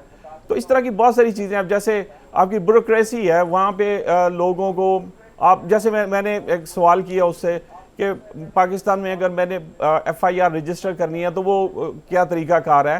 वो एक आम आदमी लेमैन जो है वो फ़ोन के ऊपर उसके वॉइस के साथ इंटरफेस करके वो उससे पूछ सकता है। उसको बेचारे को बहुत मुश्किल में नहीं डाला जाएगा, क्योंकि कंप्यूटर उसको सीधी सीधी बात बताएगा, उसको उसमें उसका कोई कोई अल्टीरियर मोटिव नहीं होगा। तो टेक्निकलिटीज नहीं होंगी। हाँ। सर मैं आपसे पूछना चाहती हूँ कि इलॉन मस्क की एक स्टेटमेंट आई है जिस पर हमने भी देखी, आपने भी देखी होगी, जिस नुकसान का वो इंडिकेट कर रहे हैं, जिस नुकसान को जिस एड्रेस करने की कोशिश कर रहे हैं, सर वो नुकसानात क्या है। For example on the lighter note, जैसे अरमीत पाजी ने कहा कि कल को हम तो इमेजिन करते हैं कि यहाँ पर मैं और यहाँ पर अरमीत पाजी, ये जो दो लोग हैं ना, ये बैठे होंगे और खबरें पढ़े होंगे या मॉर्निंग शो कर रहे होंगे। द थिंग इज़ कि सारी चीज़ें जो हम देख रहे हैं, जिन सारी बातों की हम बात कर रहे हैं, ये सारी चीज़ें होंगी एडवांसमेंट के तौर पर, टेक्नोलॉजी के तौर पर, और हम उसको एक्सेप्ट भी करेंगे। लेकिन जिन नुकसानात की मैं बात कर रही हूँ सर, ऑब्वियसली कोई रिप्लेस तो नहीं कर सकता ह्यूमन पावर, ह्यूमन एक्सीलेंस को। तो नुकसान क्या क्या होगा? जो आपकी एम्प्लॉयमेंट है हो सकता है वो कम हो जाए। हाँ हो सकता है उसमें, Employment से तो आगे नहीं है। देखिए जो है आपका वो जो यूनिवर्सल वेज के ऊपर भी बड़ी डिबेट चलती रही कि कुछ लोग जो रिडेंडेंट हो जाएंगे उनको हम यूनिवर्सल वेज के ऊपर ले जाएंगे, उनको यानी रिटायर करके उनको सिर्फ पैसे दिए जाएंगे जो कहीं फिट नहीं होंगे। नहीं फिट हो। लेकिन ऐसा नहीं होगा मेरे ख्याल में। बड़ा चला था वो Y2K के अंदर ऐसा हो जाएगा वैसा हो जाएगा, कोई इतनी घबराने और परेशान होने की कोई ज़रूरत नहीं है। देखें इसको फिर भी हम कंट्रोल कर सकते हैं। अब मैं मिसाल देता हूँ कि आप उससे कोई अगर आर्टिफिशियल इंटेलिजेंस में उन्होंने कंट्रोल लगाया, आप उससे कोई पर्सनल क्वेश्चन पूछें, किसी की प्राइवेसी को अगर वो जब उसका कोई आप क्वेश्चन पूछें तो वो कहता है भाई मैं किसी की प्राइवेसी लीक नहीं कर सकता, मेरे पास इंफॉर्मेशन है but I won't give you. तो उसमें यह कि ये इतना शुत्रे बेमहाल नहीं है कि हम उसको कंट्रोल नहीं कर सकते। ये वो साइंस फिक्शन में हो सकता है बहुत फार फ्यूचर में ऐसा कहीं हो कि हम सब कंट्रोल दे के खुद घर में बैठ जाएं। जो आप बात कर रहे हैं ना सर, में उसमें मतलब मैं जब बात कर रही हूँ तो मेरे पास जो डाटा है उसमें थोड़े इस तरह की स्टेटमेंट्स भी हैं। मतलब साइंसदान क्या कहते हैं, जैसे मैंने इलॉन मस्क की स्टेटमेंट को कोट किया। सर साइंसदानों का ये भी कहना है कि अगर हम 2050 की बात करें, आप फार टाइम की बात करें, तो मैंने कहा जरा इसको कोट करते हैं, उस वक्त तक ये कहा जा रहा है कि आर्टिफिशियल इंटेलिजेंस के जरिए एक इंसान को भी महफूज किया जा सकता है, मतलब उसकी मेमोरी को महफूज किया जा सकता है, जो हमें उससे चाहिए उसको सेव किया जा सकता है। So is it possible like artificial intelligence possible हो सकेगा? मैं ज़रा पास में जाता हूँ। आज से कोई 40-45 साल पहले मैंने कंप्यूटर स्टार्ट किया था और हमने जब बिजनेस में मैंने नाम उसका रखा था ब्रेन कंप्यूटर्स। ओके। अब वो जो आज हो रहा है, मैं बड़ी बात नहीं करना चाहता, मतलब बूस्ट नहीं करना चाहता, लेकिन उस वक़्त जो आज हो रहा है, आई एंटिसिपेटेड कि कंप्यूटर इंटेलिजेंस में और लॉजिकली चीज़ों को एनालाइज करने में यहाँ तक आ सकता है कि आपकी जो जैसे ब्रेन वर्क करता है इस तरीके से एक कंप्यूटर भी काम कर सकता है, बल्कि बियॉन्ड उसके भी कर सकता है, इसमें कोई शक नहीं है। और लेकिन it will take some more time. और फिज़िकल चीज़ों को नहीं रिप्लेस किया जा सकता, बहुत सारी इंसानी सोच को नहीं रिप्लेस किया जा सकता। और जो लोग तब्दील नहीं होंगे इस तब्दीली के साथ, उनके लिए मुश्किल होगी। एलन मस्क जिस चीज़ को पॉइंट आउट कर रहा है कि जी ये आउट ऑफ कंट्रोल हो जाएगा, कुछ भी हो जाएगा, वो एक्चुअली इनकी एक अपनी वॉर चल रही है कि who is going to have the quantum top level quantum system. जैसे उसका वॉर था, उसमें आपके वेपन्स की एनहेंसमेंट में एटॉमिक बम तक चले गए और लेज़र टैक्टिकल लेज़र वेपन्स पे चले गए।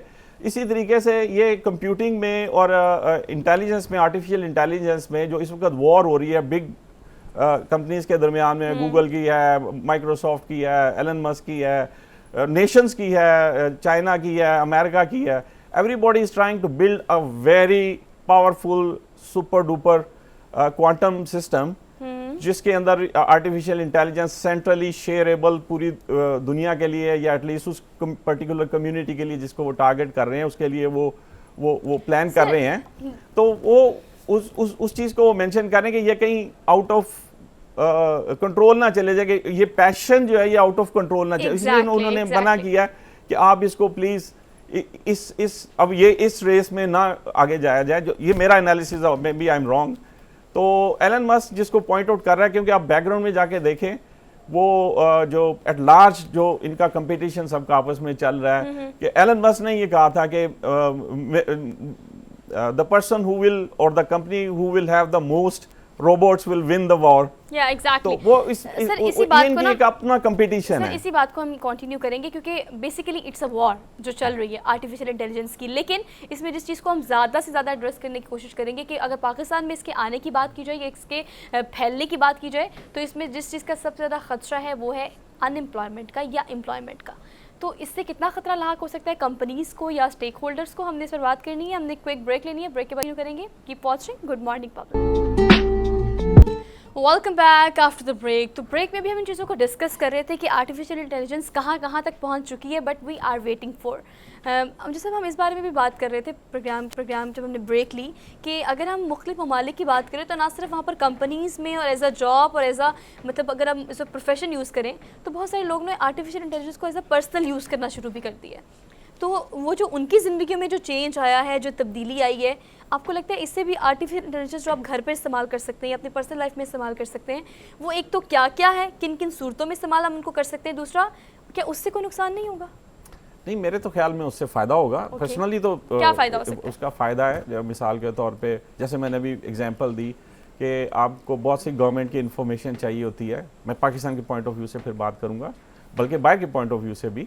आप को कोई लीगल एडवाइस चाहिए, या कोई आप कोई फ़ैसला लेना चाहते हैं, कोई इन्वेस्टमेंट का फ़ैसला लेना चाहते हैं, कोई बच्चे के कैरियर का फ़ैसला लेना चाहते हैं, तो या शादी ब्याह का फ़ैसला लेना चाहते हैं, और या आप घर में पेंट करने का, कलर का कोई फैसला लेना चाहते हैं, तो इस तरह के क्वेश्चन आप उससे पूछ सकते हैं। और वो क्योंकि ये पर्टिकुलरली अगर हम जो करंट है, ये बड़ा प्रिमिटिव एक्चुअली बड़ा अर्ली स्टेज है इसकी, ये जो चैट जीपीटी की जिसकी बात हम कर रहे हैं, ये इसका जो पीछे बैकग्राउंड में एल्गोरिदम है। अच्छा सर, आप जिस तरह फरमा रहे हैं, अगर हम देखें माजी में, यानी मैं एक बुक पढ़ रहा था जो 1920 की थी लगभग, जिसमें इसके हवाले से कहा गया था कि 2000 के बाद दुनिया कैसी होगी, एक नक्शा पेश किया गया था, जो आप बारहा इस चीज़ पर फोकस भी कर रहे हैं। फिर हम देखते हैं कि हॉलीवुड की जितनी मूवीज़ हमारे सामने आती है उसमें हम देखते हैं कि किस तरह इनसे काम लिया जाए, तो दुनिया जिस तेज़ी से, और फिर हम देखते हैं कि वजूद में भी चीज़ें आ रही हैं।